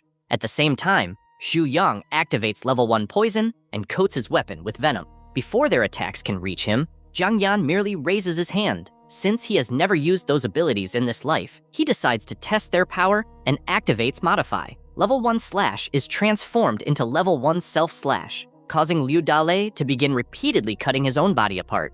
Unable to control his hand, Xu Yang panics when he sees his partner injuring himself, but his own ability is soon altered as well. Poison becomes level 1 ingest poison, whose effect is to immediately poison the user. Within seconds, his body is overwhelmed by the poison, and he begins coughing up blood. Unable to understand what happened, Jiang Yan then calmly walks over to the two and tells them that if they are finished, it is now his turn to attack. With both of them completely defenseless, Jiang Yan remembers that these men have already committed several murders and robberies. Therefore, there is no reason to show them mercy. He raises his sword and declares that their retribution has finally arrived, finishing them both off on the spot. After the fight, Jiang Yan finds wanted posters and discovers that both men were rank B fugitives. He finds it strange that criminals would carry their own wanted posters, but decides not to turn in their bodies for the official reward. Doing so would attract far too much attention, which is exactly what he wants to avoid right now. Jiang Yan searches the criminal's belongings and finds a piece of clothing he can use: an E-quality cyclone wolf fur overcoat that provides 30 defense and 10 agility. For him, turning this trash into something useful is simple. The boy activates Modify and changes the overcoat into an A-quality imitation Kirin fur coat. The new garment grants 260 defense, 110 agility, and 60 poison resistance, along with a passive immunity that prevents toxins below rank D from affecting him. Jiang Yan puts on the new coat and realizes that merely changing the name to that of a legendary creature can produce unexpected results. The overcoat now carries magical patterns inspired by the venomous Kirin, and although it does not attract much attention from the outside, it is absurdly durable. Satisfied with the result, he decides to return home and prepare a little surprise for his sister. After all, the college entrance exams are also approaching, and now it is Jiang Yan's turn to make an impact. When he arrives home carrying several bags, Jiang Yan calls his sister over to help him. The girl is completely surprised by the amount of stuff and asks where he got all of it. Just by looking at her brother's clothes, she can already tell that they must have cost a fortune. Jiang Yan calmly replies that he obtained everything using his own abilities, and announces that, starting that month, he will increase her allowance. His sister tries to refuse, saying that she already receives enough. However, Jiang Yan refuses to argue and tells her that from now on, she will receive 500. If that is still not enough, she only needs to ask for more. The girl stands there holding the money, not even knowing how to react. Jiang Yan pats his sister's head and tells her to stop getting lost in her own thoughts. The mobilization for the college entrance exams will take place the following day, so he will be away for about a month. Before leaving, he also asks her to prepare a delicious meal when he returns. The girl then asks what level her brother has reached. Jiang Yan replies as if it were nothing special. He is only level 20. His sister is utterly shocked to hear that Jiang Yan has already reached level 20. After all, the college entrance exams take place only 1 month after awakening, and during that period, most ordinary students can barely reach somewhere between levels 10 and 15. Only the most talented reach the level 16 to 20 range, while surpassing level 20 normally requires the tremendous support of powerful families and a vast amount of resources. Jiang Yan knows that his progress has been completely beyond the norm. He only reached level 20 so quickly because he managed to kill that demon king by himself, and he admits that without a constant supply of resources, even he would have difficulty continuing to advance at this pace. But that does not matter much right now. After claiming first place among Nanrong's freshmen, many things will change. Wearing his new coat and gazing over Nanrong at night, Jiang Yan finally prepares for the next stage. The college entrance exams are approaching, and he intends to use this opportunity to continue climbing even higher. At Nanrong No. 1 High School's gymnasium, the senior students gather for the annual college entrance exam, and Principal Ouyang Ji opens the event by saying that after more than 10 years of studying, the time has finally come for everyone to fight for their own destiny. MC listens to the speech without much emotion. Despite being full of cliches, he knows these exams can truly change an Awaken's future completely. Depending on their performance, there are several possible paths. The best candidates earn spots at the top universities, receive full support from the state, gain access to virtually unlimited resources, and can delve deeper and deeper into the world of demonic rifts. Those who do not reach that level but still perform well can pursue military careers, receiving state support and priority access to resources while serving in regions occupied by the rifts. Average candidates usually attend ordinary universities and eventually become guardian knights, relying only on local and far more limited resources. Meanwhile, those who lack sufficient strength and completely fail the exams simply return to an ordinary urban life, unable to achieve any other major breakthroughs for the rest of their lives. Jiang Yan knows that, despite there being several possibilities, only about 20% of Awakens manage to enter one of the first 3 paths. The other 80% are left behind in this brutal world, where the weak can be eliminated at any moment. After finishing his speech, the principal announces the start of the class screenings. Any student above level 15 is exempt from the school's preliminary selection, while the rest must compete for their spots as usual. Jiang Yan is not worried in the slightest. Even though he lost several years of knowledge after being reborn, he still remembers how this process works. And since he is above level 15, he does not even need to participate in the preliminaries. The instructor announces that there are exactly 5 students above level 15 in the class, but immediately clarifies that only 4 are actually exempt. The teacher calls MC over and informs him that despite having surpassed level 15, he must still participate in the school preliminaries. The reason is simple. His class is not primarily combat-oriented, and even worse, it has been classified as rank F. Several students around them begin whispering, saying that this is precisely the reality of a class considered trash, and that, if he had awakened even a rank E combat class, he would not be going through this. The teacher places a hand on his shoulder and tells him not to be discouraged, reminding him that this was the school's own decision. MC calmly accepts it and says that he will participate in the preliminaries. However, one of the students, watching from afar, cannot understand how he can remain so calm, since everyone knows his reputation and will certainly try to eliminate him right at the beginning. With that, the preliminaries officially begin. 10 Awakens below level 15 are drawn for each free-for-all battle, and only the last one standing can advance to the actual entrance exam. Among the evaluators is Zhu Chang, the vice principal of Nanrong No. 1 High School. He comments that most of these students possess rank D or E classes. Another man then brings up Jiang Yan, the boy who ranked first in both academics and combat for 3 consecutive years. Zhu Chang remembers him as well, only lamenting the fact that his class awakened as rank F. The conversation then turns to the true meaning behind that classification. Originally, the lowest rank among awakened classes was rank E. However, As the number of awakens increased, artisan classes so weak that they became known as trash classes began to appear. Since the authorities thought that name sounded too unpleasant, they simply created a new classification for them, rank F. In other words, to many people, rank F is still merely another way of saying trash. One of the evaluators believes that, even though Jiang Yan was the top student in both academics and combat, the difference between classes is far too great for him to win. Ouyang Ji points out that Huo Yuanwu also awakened a rank F class and is currently a level 70 exalt, so someone as hardworking as MC should not be underestimated. Soon afterward, the person overseeing the matches calls Group 17 to take their positions,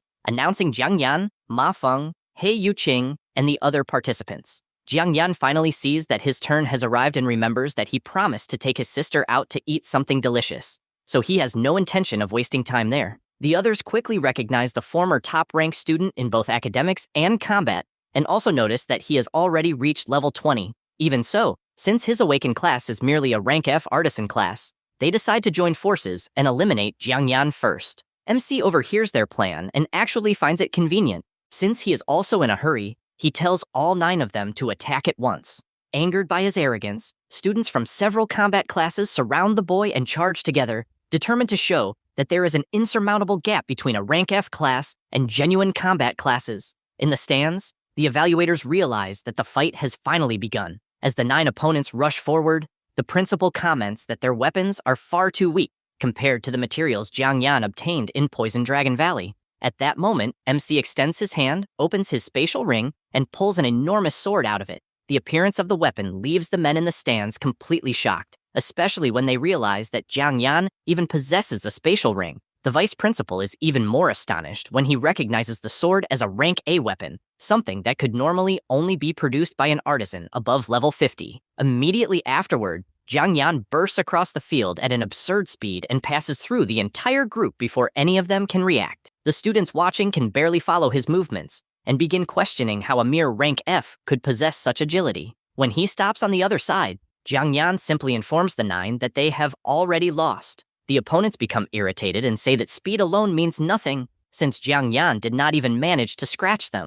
Jiang Yan looks at the group with a smile and asks whether they are truly certain about that. The next instant, pieces of their uniforms and accessories begin falling to the ground, all sliced with incredible precision. The 9 freeze when they notice cuts across their collars, ties, and clothes without any of them having felt the blade pass by. One of the boys immediately realizes that if Jiang Yan had wanted to kill everyone there, they would already be dead. The difference between the 2 sides was not small as they had imagined. In truth, they were simply on a completely different level from him. The 9 opponents raise their hands and surrender without a second thought. With that, Jiang Yan is declared the winner of Group 17 and finishes the preliminaries without difficulty. He knows there are only 3 days left until the official college entrance exam, so he can finally return home and take his sister out to eat something delicious. As an added benefit, this fight also served to create a convincing explanation for his cyan steel sword, preventing anyone from becoming too suspicious about the weapon's origin. In the stands, the evaluators are still trying to understand what they have just witnessed. The principal comments that Jiang Yan returned from the Poison Dragon Valley with so many resources that his true strength probably goes far beyond what he showed there. The old man even recalls that, when he was young, not even Huo Yuanwu left such a strong impression. The other man admits that it makes sense and begins to wonder just how far this boy can go. As Jiang Yan calmly leaves the arena, Ouyang Ji remembers that Nanong No. 1 High School has never managed to produce the top-ranked student in the entire city. However, looking at that rank F boy walking away as if nothing had happened, he begins to think that perhaps this will finally be the year when that changes. Zhang Deqiao charges forward without giving his opponent any time to react and ends the final match with a well-placed punch, knocking him down. With that, the school preliminaries officially come to an end, leaving only 68 qualified students. In the waiting area, Jiang Yan begins doing the math. The first high school alone has more than 1,000 students in each grade, and the 68 preliminary groups brought together 680 participants. This means there are still more than 400 students who did not even need to go through this stage and will take the exam normally. Adding those students to the 68 qualifiers, Jiang Yan calculates that the first high school alone will have approximately 500 candidates taking the exam. Since Nanong has 19 high schools, his total competition should be close to 10,000 people. Competing for first place against so many people definitely will not be easy. While he is thinking about this, the principal appears and sits beside him, catching MC by surprise. The man reminds him that the boy ranked first in both academics and combat for 3 consecutive years, and that he has already presented him with countless awards, so there is no reason for him to be so surprised. Jiang Yan replies that he is not merely the principal, but also one of Nanong's 12 guardian deities, so it is only natural for an ordinary student to be a little impressed. Ouyangji laughs, saying that Jiang Yan really knows how to flatter people. However, he would be much happier if the boy brought the title of the city's top-ranked student back to number 1 high school. The expectation catches Jiang Yan off guard. He points out that there are 3 rank S awakened individuals and 6 rank A combat-focused awakened individuals that year, then asks whether the principal truly intends to place his hopes on a rank F. The man does not care in the slightest and uses himself as an example. Despite being only rank C, he still became one of Nanong's 12 guardian deities. In his opinion, it is the person who determines their strength, not their profession. MC is slightly surprised by the principal's way of thinking. This old man is quite different from the other important figures he has met, and in his previous life, the two of them barely had any contact. Even so, his advice makes sense. Jiang Yan thanks him and promises to use everything he has to bring the title of the city's top-ranked student back to number 1 high school. The principal breaks into a smile and extends his fist, saying that it is now a promise between men. The two bump fists to seal the agreement, leaving the nearby students completely unable to understand why the principal is so excited about one student. Later, Jiang Yan heads into the city with his sister. Since he promised to take her somewhere nice to eat and the official exam is tomorrow, he decides to enjoy the evening. Ever since their parents died, the two of them have always lived frugally and practically never had the chance to eat at a place like this. When they arrive, his sister looks suspiciously at the luxurious restaurant and asks if they are really going to eat there, even suggesting that they go back home. Jiang Yan confirms that this is exactly the place. The girl grows even more nervous because she has seen the restaurant online and knows that, besides being absurdly expensive, it is so popular that it normally requires a reservation. Jiang Yan shows her the reservation on his phone and reveals that he booked a table a long time ago. Seeing all the effort her brother put into it, the girl decides not to ruin the mood. Despite the prices, Jiang Yan had already given her some money before, and if they carefully control their spending, they can still manage for the next few months. Since his exam is tomorrow, she decides to simply let her brother enjoy the evening. Once they are seated in the restaurant, a waitress offers them the option of ordering separate dishes or choosing one of the recommended set menus. MC immediately orders menu C, which includes several of the restaurant's signature dishes, and the employee leaves to prepare their order. When his sister checks the price, she nearly goes into shock. Menu C costs 2,980 yuan and is one of the most expensive options in the restaurant. Jiang Yan calmly confirms the order and even says that if she does not like something, she can order anything else she wants separately. The girl is horrified, thinking that this dinner alone could pay for nearly 10 months of household groceries, and she even begins to suspect that her brother might have gotten involved in something illegal to obtain so much money. While the siblings wait for their order, a commotion begins on the other side of the restaurant. A boy demands a table immediately, even after being told that the establishment operates by reservation only, and threatens to smash everything if he is not served. He is Wang Zhou, a third-year student from number 7 high school and a rank C awakened individual. Since his college entrance exam is the next day, the lunatic thinks everyone should simply get out of his way. Jiang Yan's sister notices that the waitress responsible for their table is being surrounded by the group and comments that those guys are clearly looking for trouble. MC looks in their direction and remarks, loudly enough for them to hear, asking whether all the upperclassmen from number 7 high school are trash of that caliber. Wang Zhou immediately turns around furiously, but then recognizes MC. He mocks the famous rank F from number 1 high school and points out that the number of rank F awakened individuals in all of Nanong can be counted on one hand, then asks whether he wants to know how powerful a rank C's punch is. When Wang Zhou gets too close, MC simply throws the water from his glass into his face and says that his hand slipped. The upperclassman completely loses his temper and activates his partial beastification ability, transforming part of his body into the enormous arm of a demonic ape and increasing his strength tremendously. Jiang Yao shouts for her brother to be careful, but before Wang Zhou can attack, someone grabs the monstrous arm in mid-motion. The person who appears is Liu Tao, a rank B combat awakened individual who is among the top 50 students at number 7 high school. Wang Zhou is surprised to find him there and explains that he was only teaching a lesson to some rank F trash from number 1 high school, asking him not to interfere. However, Liu Tao reacts in the exact opposite way and violently hurls the boy away from the table, saying that he must be tired of living if he wants to do something like that. The others are completely confused. They ask whether Liu Tao has mistaken him for someone else, since that should only be the famous rank F from number 1 high school. Before Wang Zhou can recover, another figure appears in the restaurant. The newcomer looks at the boy's beastified arm and warns him that if Liu Tao had arrived even 1 second later, that arm would already have been completely destroyed. The 3 bullies instantly freeze. The man is none other than Lu Yuan, the young master of the Lu family and a rank S awakened individual who ranks among the top 3 students at number 7 high school. However, Jiang Yan looks at him as naturally as ever and comments that it is a pleasant coincidence to run into little Yuan there. Lu Yuan even becomes embarrassed and complains that Jiang Yan should stop calling him that. Meanwhile, Wang Zhou and the others nearly short-circuit. The infamous rank F trash just called the young master of the Lu family Little Yuan, and the worst part is that the guy simply accepted it. The MC looks at the group and comments that the students from 7th high school really seem to need a lesson in manners. Then is how they plan to resolve this. Wang Zhou breaks out in a cold sweat. Just a few seconds ago, he thought he was humiliating a mere rank F, but now he realizes that he may have provoked someone he should not even dare to face. Wang Zhou still cannot understand how a mere rank F can speak so casually with Lu Yuan,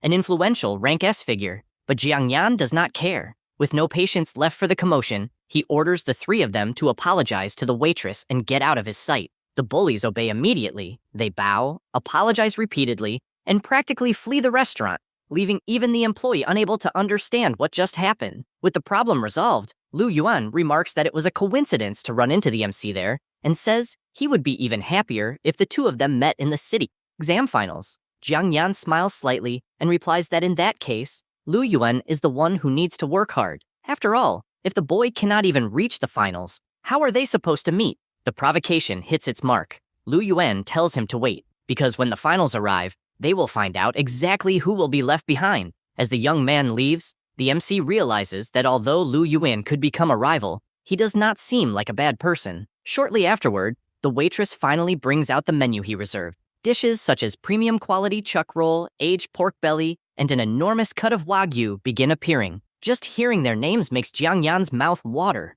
His sister is even more impressed. Those are exactly the absurdly expensive dishes she had only ever seen online. After the first bite, the 2 of them practically forget all their worries. Jiang Yan can hardly believe that in his past life, he had to settle for laboratory-made food, while now he can casually enjoy something like this. In the middle of the meal, Jiang Yan finally asks whether she is not curious about who those guys from earlier were, and more importantly, how he knows people of that caliber. His sister replies that none of that matters. It does not matter who those guys were or what Jiang Yan becomes in the future, because to her, he will always be her older brother. The answer catches Jiang Yan by surprise. At that moment, he once again understands why he is fighting so hard. This is exactly what it means to have a family to protect. That is why, in this new life, he intends to keep this world safe, no matter the cost. The next day, the big moment finally arrives. Nanrong's annual university entrance exam officially begins, gathering an enormous crowd of young, awakened individuals in the preliminary round plaza.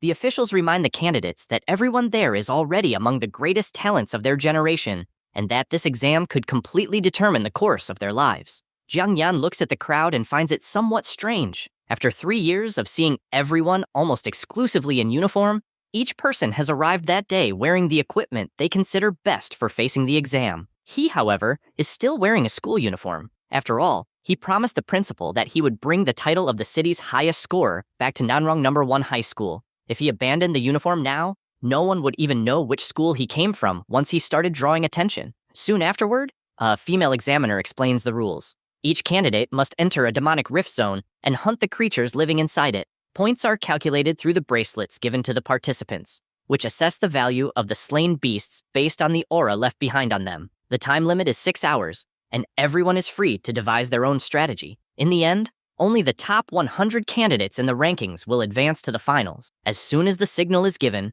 the 6-hour countdown begins, and the crowd charges into the rift, with everyone shouting that they will seize a place in the top 100. The MC, on the other hand, continues walking calmly. The rules seem simple, but he knows there is much more involved than simply running around killing monsters at random. To begin with, the region chosen for the exam is the sinister, demonic forest, considered one of the best areas for evaluating students. The creatures there range approximately from levels 15 to 25. Unlike the venomous Dragon Valley, there are no monstrous bosses absurdly above the candidates' levels roaming the area. With that in mind, Jiang Yan finally crosses the rift's entrance and steps into the sinister, demonic forest. As soon as he enters the forest, he senses several extremely powerful auras scattered throughout the region. They do not belong to the candidates, but rather to abilities left behind by Nanrong's greatest experts to prevent monsters of excessively high levels from approaching the exam area. Jiang Yan never participated in this exam in his past life, but he knows the region extremely well. When the great experts carried him through dungeons to help him level up, he practically lived inside these rifts, so he knows exactly how to handle himself there. Meanwhile, several candidates begin forming groups. One of them suggests that even if they have to split the points, their hunting speed would increase significantly. A well-balanced team soon emerges. A level 16 healer, a level 17 shield defender, a mage specializing in long-range attacks, and a level 18 archer. When they notice Jiang Yan alone, they ask what his class is. The MC calmly replies that he is a rank F farmer. Their interest immediately disappears. The group finds it ridiculous that a farmer managed to reach the exam and tells Jiang Yan to go somewhere else, saying he would only slow them down. But this kind of reaction has already become routine for him. Being treated like trash because of his rank F no longer bothers him. In fact, he even prefers it this way. After all, turning contempt into a slap in the face is practically his specialty. Now that the exam has truly begun, that is exactly what he intends to do. Jiang Yan draws his sword and heads into the forest alone, determined to make sure his name is remembered in that exam. As the candidates begin their hunt, several school principals watch the rankings in real time from another area. Zhang Zhendong, the principal of 3rd High School, comments that he is curious to see the level of competition this year. 7th High School, meanwhile, arrives brimming with confidence. They managed to produce 4 rank S prodigies in that generation, and Principal Sima Liang believes that the city's first-place candidate will come from their school once again. The conversation soon turns into an exchange of provocations. When Jiang Yan is mentioned, Sima Liang remembers the student who ranked first in both academics and combat for 3 consecutive years, but mocks the fact that he awakened only a rank F class. In his eyes, it does not matter how much Jiang Yan stood out before. A rank F simply should not be able to compete with the true talents in that exam. Zhang Zhendong completely disagrees. Ouyang Jie points out that one's profession does not define everything and mentions the absurd records the MC has already broken at the newcomer training base. The other principal, however, merely laughs. To him, the novice base is nothing more than a playground for beginners, so those results mean very little compared to the monsters the students will have to face now. Ouyang Jie becomes irritated by the contempt and insists that Jiang Yan will still make many people there swallow everything they are saying. The other directors keep laughing, certain that the first school truly has no great talents that year. Ouyang Jie is already getting furious at the mockery, but before the argument can continue, someone notices an unexpected change on the scoreboard. The exam has barely been underway for 5 minutes, yet one candidate has already killed a beast, earning 20 points at once. Ouyang Jie looks at the screen and immediately breaks into a smile. It is exactly the boy they were calling trash. Jiang Yan of the first school appears at the top of the ranking with 36 points. While everyone tries to understand how that is possible, Jiang Yan continues moving through the demonic forest as if nothing happened. He even considers himself quite lucky. Shortly after entering, he encountered a level 20 beast and already managed to secure a good number of points. But his hunt is far from over. Soon afterward, 3 beasts appear and surround Jiang Yan. MC simply rests the sword on his shoulder and smiles. Since the 3 of them came to hand him free points, he sees no reason to refuse. As soon as he enters the forest, Jiang Yan encounters a pack of demonic tigers, monsters around level 20 that are considered some of the fiercest creatures in that region. He even thinks it is a shame that the exam does not allow candidates to collect materials from defeated monsters. After all, facing a pack like that would practically be suicide for an ordinary student, but to Jiang Yan, they are nothing more than walking points. Armed with the cyan steel sword and the Kirin hide coat he obtained before the exam, he charges forward without the slightest concern and slices one of the tigers in half. The level 20 monster falls instantly,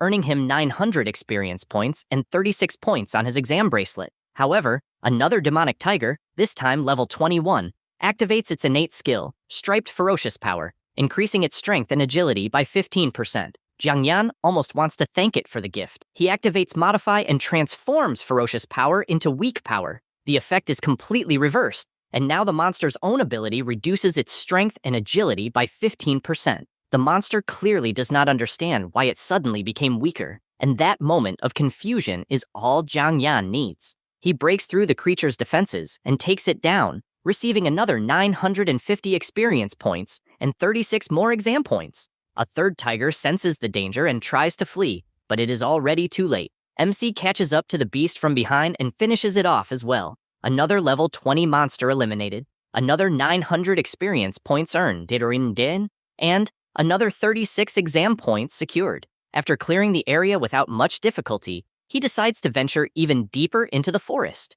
The higher the monster's levels and strength, the more points he can earn. After all, simply finishing in first place was never his true goal, and that is exactly his true objective. He does not simply want to finish in first place. He intends to become a true legend in this exam. Meanwhile, the ranking is already beginning to attract attention. Jiang Yan is far ahead in the lead with 108 points, while Yu Feng occupies second place with 73. Some students from the third school are outraged to see a rank F awakened above their own boss. To them, it simply makes no sense. Yu Feng possesses a rank S combat class, so losing to someone of rank F would be an absurd humiliation. Since they are certain that the title of this year's highest scorer should belong to their boss, the guys already begin thinking of a way to remove Jiang Yan from the competition. Unaware of their scheme, MC continues advancing through the forest and takes down a level 20 three-eyed wild bull, receiving 800 experience points and another 28 exam points. However, something begins to bother him. The deeper he ventures, the fewer powerful monsters he encounters along the way. For someone trying to accumulate an absurd number of points, that is slowing his progress considerably. Then Jiang Yan notices some movement nearby. 3 students from the third school soon appear. The guys approach him with friendly expressions, call MC their boss, and claim they were looking specifically for him to propose a partnership. Jiang Yan refuses without even thinking twice. However, one of them quickly dangles the bait. They claim to know the location of a monster nest packed with powerful creatures.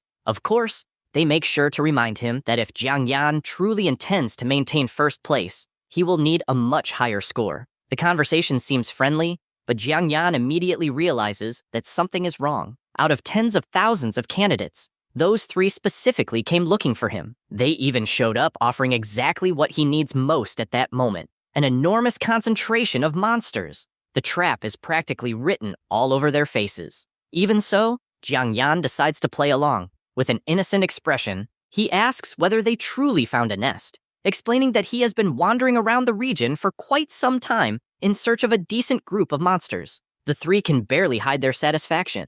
In their minds, Jiang Yan has taken the bait. Now they only have to lead this rank F straight into the trap and ensure that he never threatens Yu Feng's first place again. However, they still have not realized one thing. Jiang Yan already understands everything. If these guys want to play dirty with him, then he will simply return the favor. The 3 lead Jiang Yan through the forest while solidifying the plan in their minds. They will take him into the middle of nowhere, beat him until he is unable to fight, and permanently eliminate any threat to Yu Feng's first place. Furthermore, Yu Feng's father is paying handsomely to clear the path for his son. The reward does not end with money. In exchange, they will also receive help securing positions in the army, a far better opportunity than following an ordinary path. Because of that, they become even more excited when they think about how their target is not a rank S prodigy, but Jiang Yan, a rank F awakened who somehow appeared at the top of the competition. Suddenly, Jiang Yan points ahead and says he has found something resembling a nest. Without waiting for a response, he charges deep into the woods.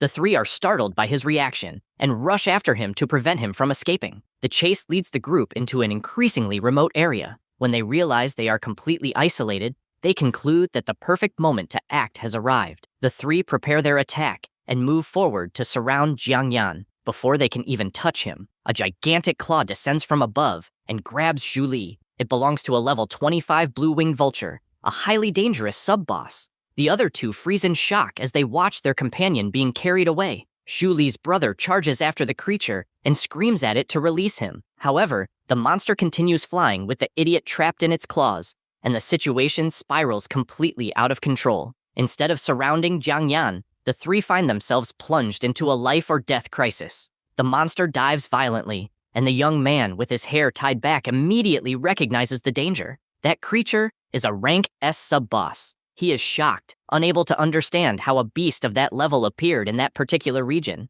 Then, as he looks at Jiang Yan and sees the boy's calm smile, he finally realizes that he has fallen into a trap. Jiang Yan confirms that he was not lying when he said he knew the paths of the sinister demonic forest well. Furious, the man realizes that MC already knew about that sub-boss and accuses the boy of deceiving the three of them from the very beginning. Jiang Yan does not seem concerned in the slightest. He reminds them that they were the ones who decided to play dirty first, so he is merely returning the favor. And, with a smile, he adds that the three of them are terrible at this sort of thing. The young man flies into a rage and accuses Jiang Yan of knowing everything from the very beginning, saying that he had only been toying with the three of them the entire time. MC casually admits it and asks if they really thought he would be an easy target just because he was F rank. Furious, the guy activates the Swift Blade skill, increasing his attack speed by 30%, and charges forward while promising to cut MC into pieces. He unleashes a sequence of extremely fast strikes, but Jiang Yan follows every movement with ease. The instant an opening appears, MC breaks through his defense and lands a direct slash across his opponent's body. Jiao is completely caught off guard, unable to understand how someone who is supposed to be merely F rank can overpower him so easily. The impact sends him flying, leaving him sitting on the ground and utterly terrified. Since deaths during this exam are not uncommon, he begins to believe that Jiang Yan really intends to end his life. However, MC simply sheathes his sword and says that he is not like them. To Jiang Yan, trash of that level is not even worth killing. The young man is even more shocked to hear that he is not even worthy of dying. Jiang Yan then calmly states that he is an upstanding citizen and asks why he would go around killing people for no reason. After all, he is not one of those insignificant nobodies. He is the guy who intends to take first place in all of Nanrong City. At that moment, someone grabs Jiang Yan's leg. One of the young men crawls across the ground and desperately begs him to save his brother. MC looks down, surprised by the sudden request. Meanwhile, the vulture is already flying through the forest with one of the guys trapped in its talons as he screams for it to let him go. The young man continues clinging to Jiang Yan's leg, begging him to forget what they did and save his younger brother. Jiang Yan remains silent for a moment and remembers that he also has a younger sister. He then decides to consider it a favor done on her behalf. After picking up a stone from the ground, he tells the young man to watch closely. According to him, this will show the true difference between the two of them. He then hurls the small stone with tremendous force in the direction the blue-winged vulture fled. The stone strikes the monster directly. The monster loses control and violently crashes into the ground, dying from the attack. Jiang Yan receives 1,500 experience points and another 50 points on the exam. Shu Long is shocked when he realizes that Jiang Yan is still completely unharmed and begins wondering why his brother and the boss did nothing. Unable to understand the situation, he decides to attack MC on his own. However, before he can charge forward, his own brother restrains him, leaving the guy even more confused. Shuli tells him to shut up and explains that Jiang Yan just saved his life, so they must never lay a hand on him again. Jiang Yan has already wasted too much time there and decides to resume hunting to accumulate more points.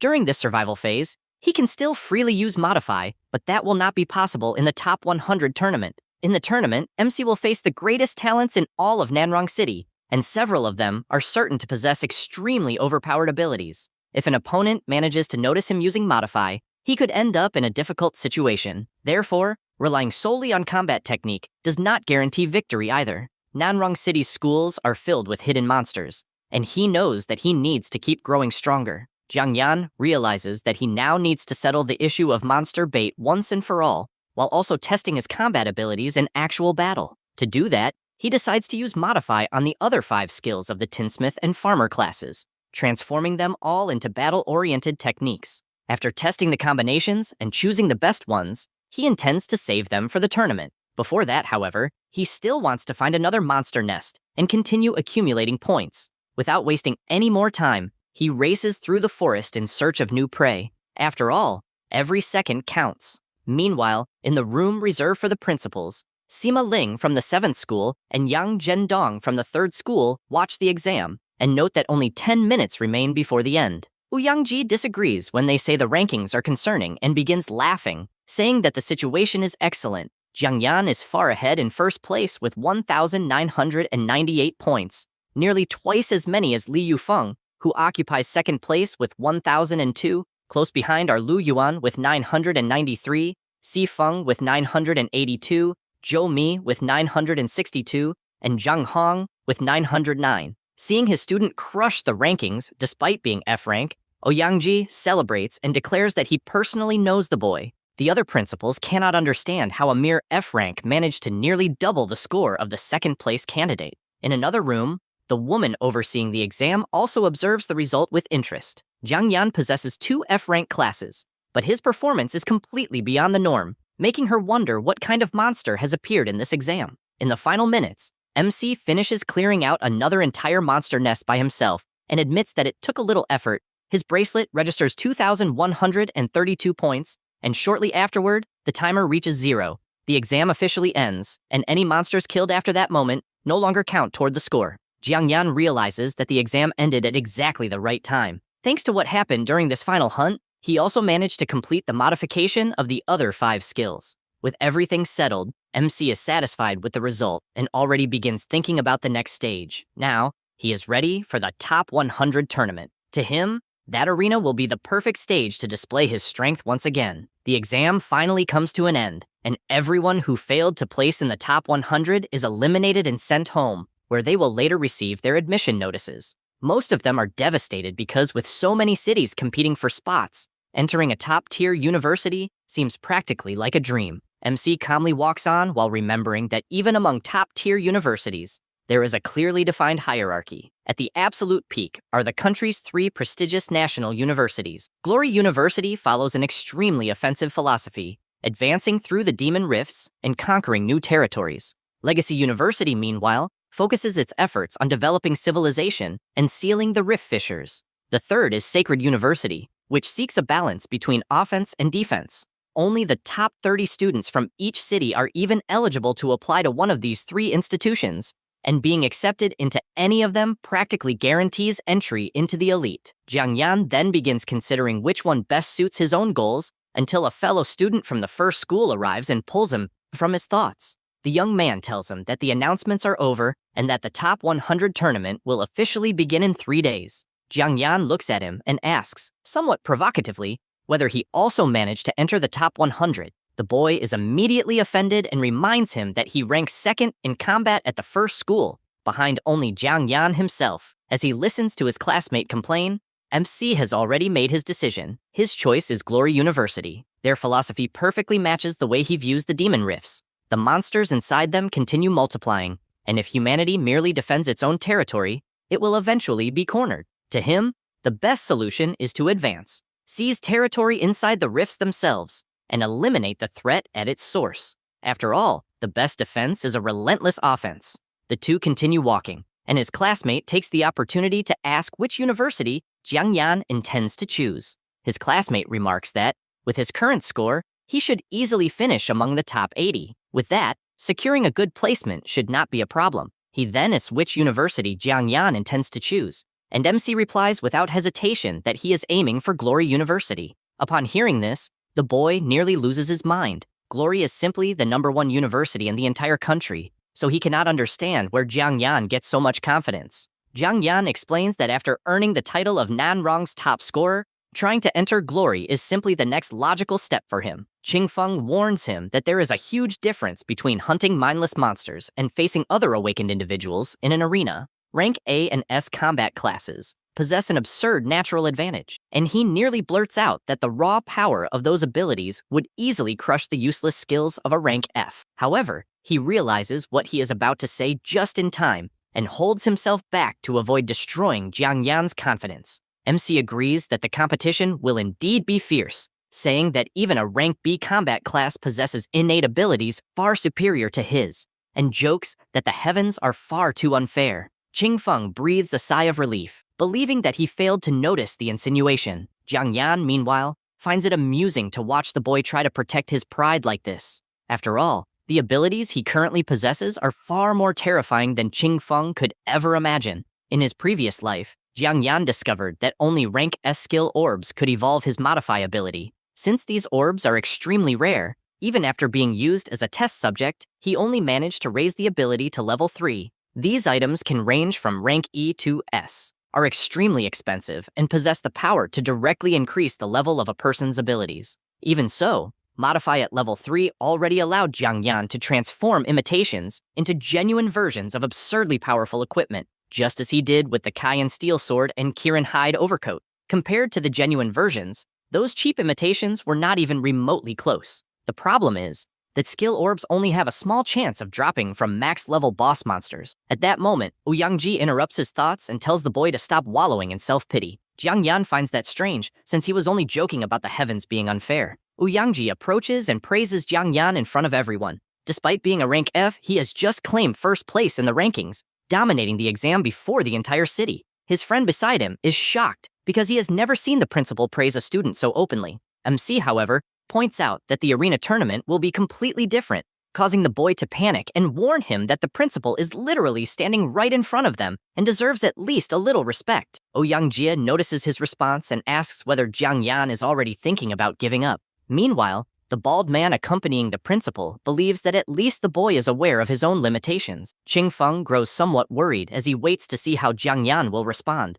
Jiang Yan smiles and makes it clear that giving up has never even crossed his mind. The title of top scorer is already his. The principal bursts into laughter, saying that this is exactly the answer he expected, while Zhu Chang can only think that this arrogant brat truly has not changed at all. Satisfied, the principal tells the two of them to follow him. He explains that he has prepared half a week of special training exclusively for those who ranked among the top 100. During this period, the elite instructors of First School will put the students through real combat and hammer some battle sense into their heads. Once inside First School's martial arts gymnasium, Ouyangji explains that each instructor will be placed in charge of a group of 3 students for practical training. The school had exactly 10 students qualify, so the other 9 are assigned to the instructors. Among them are Xu Zhenghan, level 20, rank F, Ordinary Shield Knight; Qing Ji, level 21, rank S Floral Witch; Sai Feng, level 21, rank S Lightning Swordsman; Wang Qingfeng, level 19,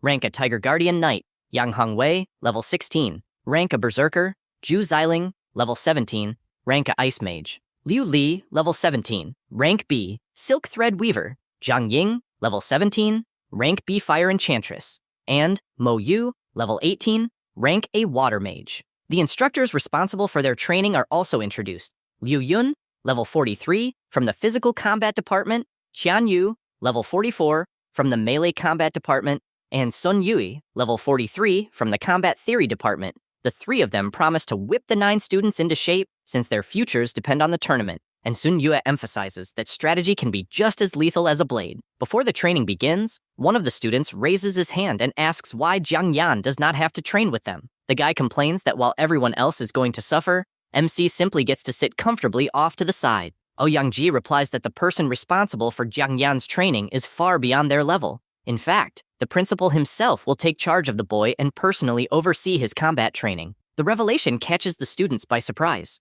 and they can barely believe that Ouyangji is going to train and fight him directly. Jiang Yan also understands the significance of this. After all, Ouyangji is one of Nanrong City's 12 guardian divinities, an absolute level 61 grandmaster. Even the teachers are impressed because throughout all their years working at First School, they have never seen the principal offer private training to a single student. MC begins to feel somewhat tense about the situation. One of the 12 guardian divinities has decided to train him personally, and Jiang Yan suspects that Ouyangji intends to test his true limits. Judging by the situation, he can already tell that this training is going to hurt like hell. The 3 instructors announce that the training will continue in the outdoor area and order everyone to follow them. Before leaving, one of the students complains to Qian Yu. In his eyes, it makes no sense for Jiang Yan to receive personal training from the principal, while the other 9 have to undergo regular training. Si Feng hears the complaint and even admits that the guy has a point. Jiang Yan was kept behind alone while all of them were sent here. Qing Zi immediately shuts down the whining. She says that if he can take first place in the rankings, he can have the entire stadium to himself, and tells the boy to stop complaining like a child when he is nothing more than a painfully average guy. The maniac turns red with rage while Si Feng nearly laughs at the situation. However, Qing Ji is paying far more attention to Jiang Yan than she lets on. She remembers that he ranked first in both academics and combat for 3 consecutive years, and despite awakening a rank F class, his true strength is absurd. If Jiang Yan manages to enter one of the 3 prestigious national universities, bringing him into the Qing family through marriage could become an excellent investment. Jiang Yan notices the girl's venomous nature and decides that it would be best never to provoke her. For safety, he would rather keep a certain distance from her. Soon afterward, Ouyangji announces the beginning of the first stage of the school's #1 student's exclusive training, Jiang Yan. The principal even gives the program an official name, calling it the First School #1 Development Project, and strikes an exaggerated pose while presenting the idea. Jiang Yan feels embarrassed by the old man's absurd enthusiasm. Ouyangji then orders Jiang Yan to step into the arena and announces his first combat instructor, Zhang Yun, head of First School's melee combat department. The woman appears wearing fighting gloves, and as soon as she sees MC, she casually remarks that it has been a while since the two of them last met. Zhang Yun knocks her gloves together and warns him that she has no intention of holding back. She is level 51 and possesses the Leopard Spirit Brawler class, a rank B combat class. Jiang Yan knows the woman well. After all, Zhang was his first training partner and is considered the best hand-to-hand fighter in all of First School. Seeing whom Ouyangji arranged to train him, he realizes that the principal is truly using every connection at his disposal to help him. Zhang Yun's history also perfectly explains her reputation. The woman was the champion of the Southwest Regional Tournament for Awakened Individuals and has already defeated at least 1,000 opponents. When she was recruited to lead the melee combat department, she even beat up every teacher who questioned her authority until no one dared to complain anymore. That was how she earned the nickname 3-Punch Dream Crusher within the school. While Ouyangji cheers in the background like her biggest fan, Zhang allows Jiang Yan to use his weapon and says she will lower her own attributes to match his. When she asks the boy's current level, he explains that he hunted a good number of monsters during the preliminaries and is now level 22. Ouyangji is surprised to realize that Jiang Yan gained 2 levels during the preliminaries alone. MC also recognizes the extent of the advantage he received there. It was supposed to be just a test, but there were practically endless monsters to hunt and experts from major cities ensuring the participants' safety. With resources of that caliber, becoming stronger is much easier. Zhang is also impressed, since he started the test at only level 20 and took advantage of every opportunity that came his way. Zhang Yun then makes the training extremely simple. If Jiang Yan can defeat her, he passes. The boy draws his sword and warns her that, in that case, he will not hold back either. If he wants to secure even better resources from now on, he needs to keep pushing himself further. Besides, Zhang was his hand-to-hand combat instructor for 3 years, so he knows the woman's abilities very well. Jiang Yan immediately charges forward. In both his past life and this one, he has never managed to defeat Zhang Yun. But after all the combat experience he accumulated while facing level 20 monsters, he believes he can finally change that. However, the instant he enters her range, Zhang notices an opening. An energy resembling a leopard envelops her body, and she launches a punch directly at his face, forcing Jiang Yan to react at the very last second. Zhang Yun lands a direct hit on Jiang Yan and sends the boy flying across the ring, bouncing several times before finally coming to a stop. Completely battered, he even complains that his ass hurts and admits that the woman is absurdly strong. Even so, he plants a trembling hand on the floor and forces himself back to his feet. Jiang Yan refuses to give up.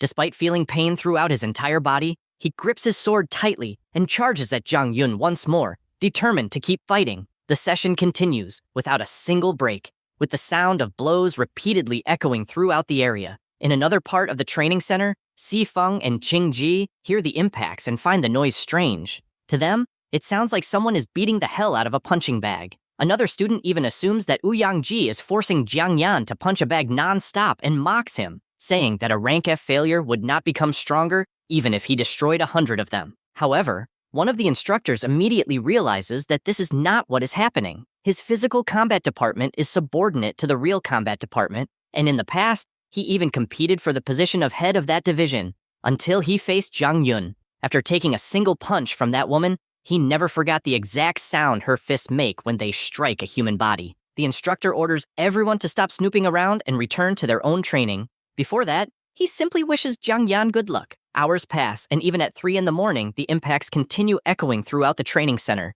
Ouyangji increasingly understands how Jiang Yan managed to take first place, while Vice Principal Zhu Qiang is shocked to see that the boy is still standing after everything he has endured. He admits that he completely underestimated Jiang Yan. By this point, MC is utterly wrecked, can barely remain standing, and is continuing through sheer willpower alone. Seeing his condition, Jung Yun finally asks if he wants to call it a night and continue training the next day. Despite being completely exhausted, Jiang Yan refuses to stop for the night. The top 100 tournament begins in only 3 days, so he does not want to waste any time resting. Between heavy breaths, MC even assures her that he is already confident he can take Jung Yun down. The instructor accepts the challenge and tells him to try. Jung Yun charges forward with everything she has. She remarks that many people have claimed that they could defeat her, but no one has ever managed to prove those words. She then closes the distance in an instant and strikes Jiang Yan with another brutal blow, sending the boy flying backward. For Jung Yun, hand-to-hand combat is precisely her greatest specialty. After crushing Jiang Yan with another strike, she tells the boy to stay down. However, despite being completely battered, MC begins to smile. Jiang Yan grabs onto whatever is within reach and moves, again the instant Jung Yun charges at him. The instructor tries to catch him off guard, but this time the boy reacts differently and manages to evade the attack at the last moment. Jung Yun realizes too late that Jiang Yan was waiting for that exact charge. MC uses her own momentum to turn the situation around and prepares a counterattack that takes advantage of all the strength and speed the woman put into her advance. This was Jiang Yan's plan from the very beginning. Instead of trying to overpower Jung Yun directly, he intends to use her own momentum to decide the fight with a single blow. Despite all his injuries, the boy smiles and makes it clear that this time, he will be the one to win the spar. The principal and the man beside him are shocked by the outcome of that final move. Jiang Yan truly managed to turn Jung Yun's own charge against her. But what surprises them most is how far the boy had to push himself to make it work. Jung Yun is thrown out of the ring, allowing Jiang Yan to win the fight and pass the training. Completely battered, the boy sits on the floor and asks if the instructor will be all right.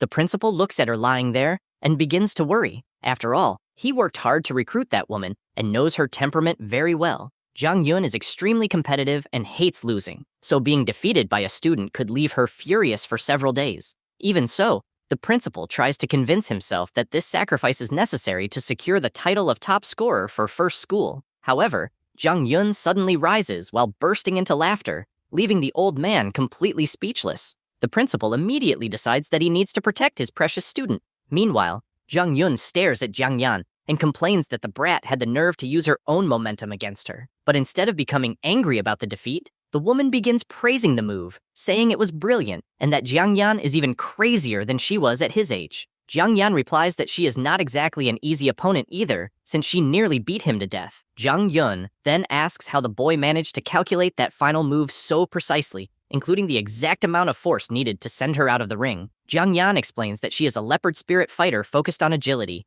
He would have no chance against her in a pure contest of speed, and her absurd physical strength is terrifying as well. However, the more Jung Yun hit him, the more Jiang Yan began to notice something. She put everything she had into avoiding being hit. This meant that compared to her monstrous offensive power, her physical defense was surprisingly fragile. Jung Yun replies that he could have figured that out simply by looking at her physique. But Jiang Yan smiles and tells her that she still has not understood the main point. Jung Yun finally understands what Jiang Yan meant. He was not talking about her defense in isolation, but about the absurd difference between her offensive power and her endurance. The boy knew that his own attacks would not be enough to break through her guard, so he took advantage of Jung Yun's monstrous strength and redirected it back at her. The instructor is shocked to realize that he spent practically the entire fight getting beaten while preparing that single counterattack. Jiang Yan admits that this was exactly what he did. In a normal hand-to-hand fight, trying to overpower Jung Yun or trade blows with her would be impossible. After all,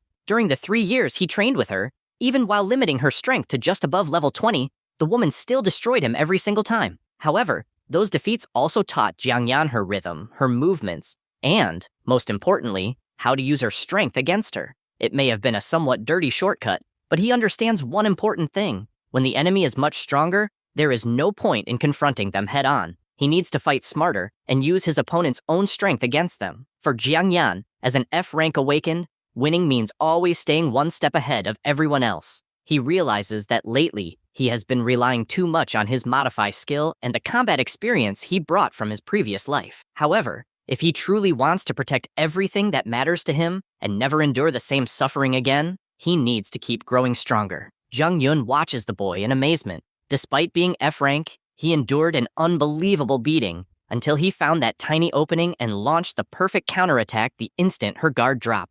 After reflecting on everything, Jang Yun gets to her feet and finally acknowledges the boy's victory. She declares that Jiang Yan passed the test fairly and even gives him a thumbs up. Despite being completely exhausted, the MC thanks her for the guidance and says he will carry everything he learned from that fight with him for the rest of his life. The boy's attitude even impresses the two men who had been watching the training. One of them admits that Jiang Yan truly is a rare talent. Meanwhile, the more heavily built man realizes that he completely misjudged the kid. He may still be F rank, but there is clearly something very different about him. At that moment, one of the vice principals approaches the ring, while the other complains that his training with Jiang Yan was only supposed to begin the following day. Even though Jiang Yan is completely battered after his fight against Jang Yun, he has barely caught his breath when the next person responsible for his training begins preparing to take over. The vice principal approaches the ring, and Jiang Yan is puzzled when he sees him coming. After all, that man has always looked at him as though he were trash.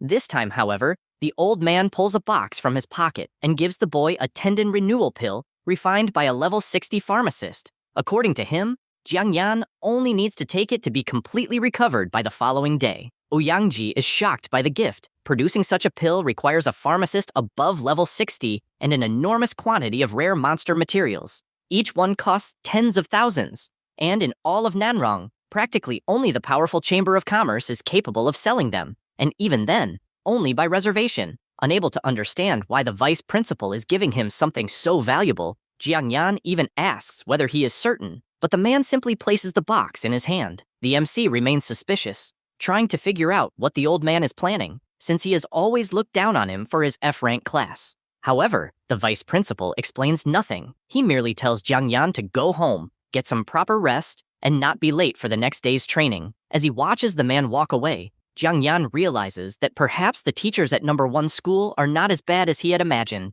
The MC raises his hand and promises that he will not be late. Before leaving, however, the vice principal stops and warns him to prepare himself mentally. After all, as the strongest mage at number 1 school, he has no intention of going easy on him for even a second. Upon hearing this, Jiang Yan smiles. That is exactly what he wanted, because if he is going to face that old man the following day, he has no intention of entering the training merely to survive.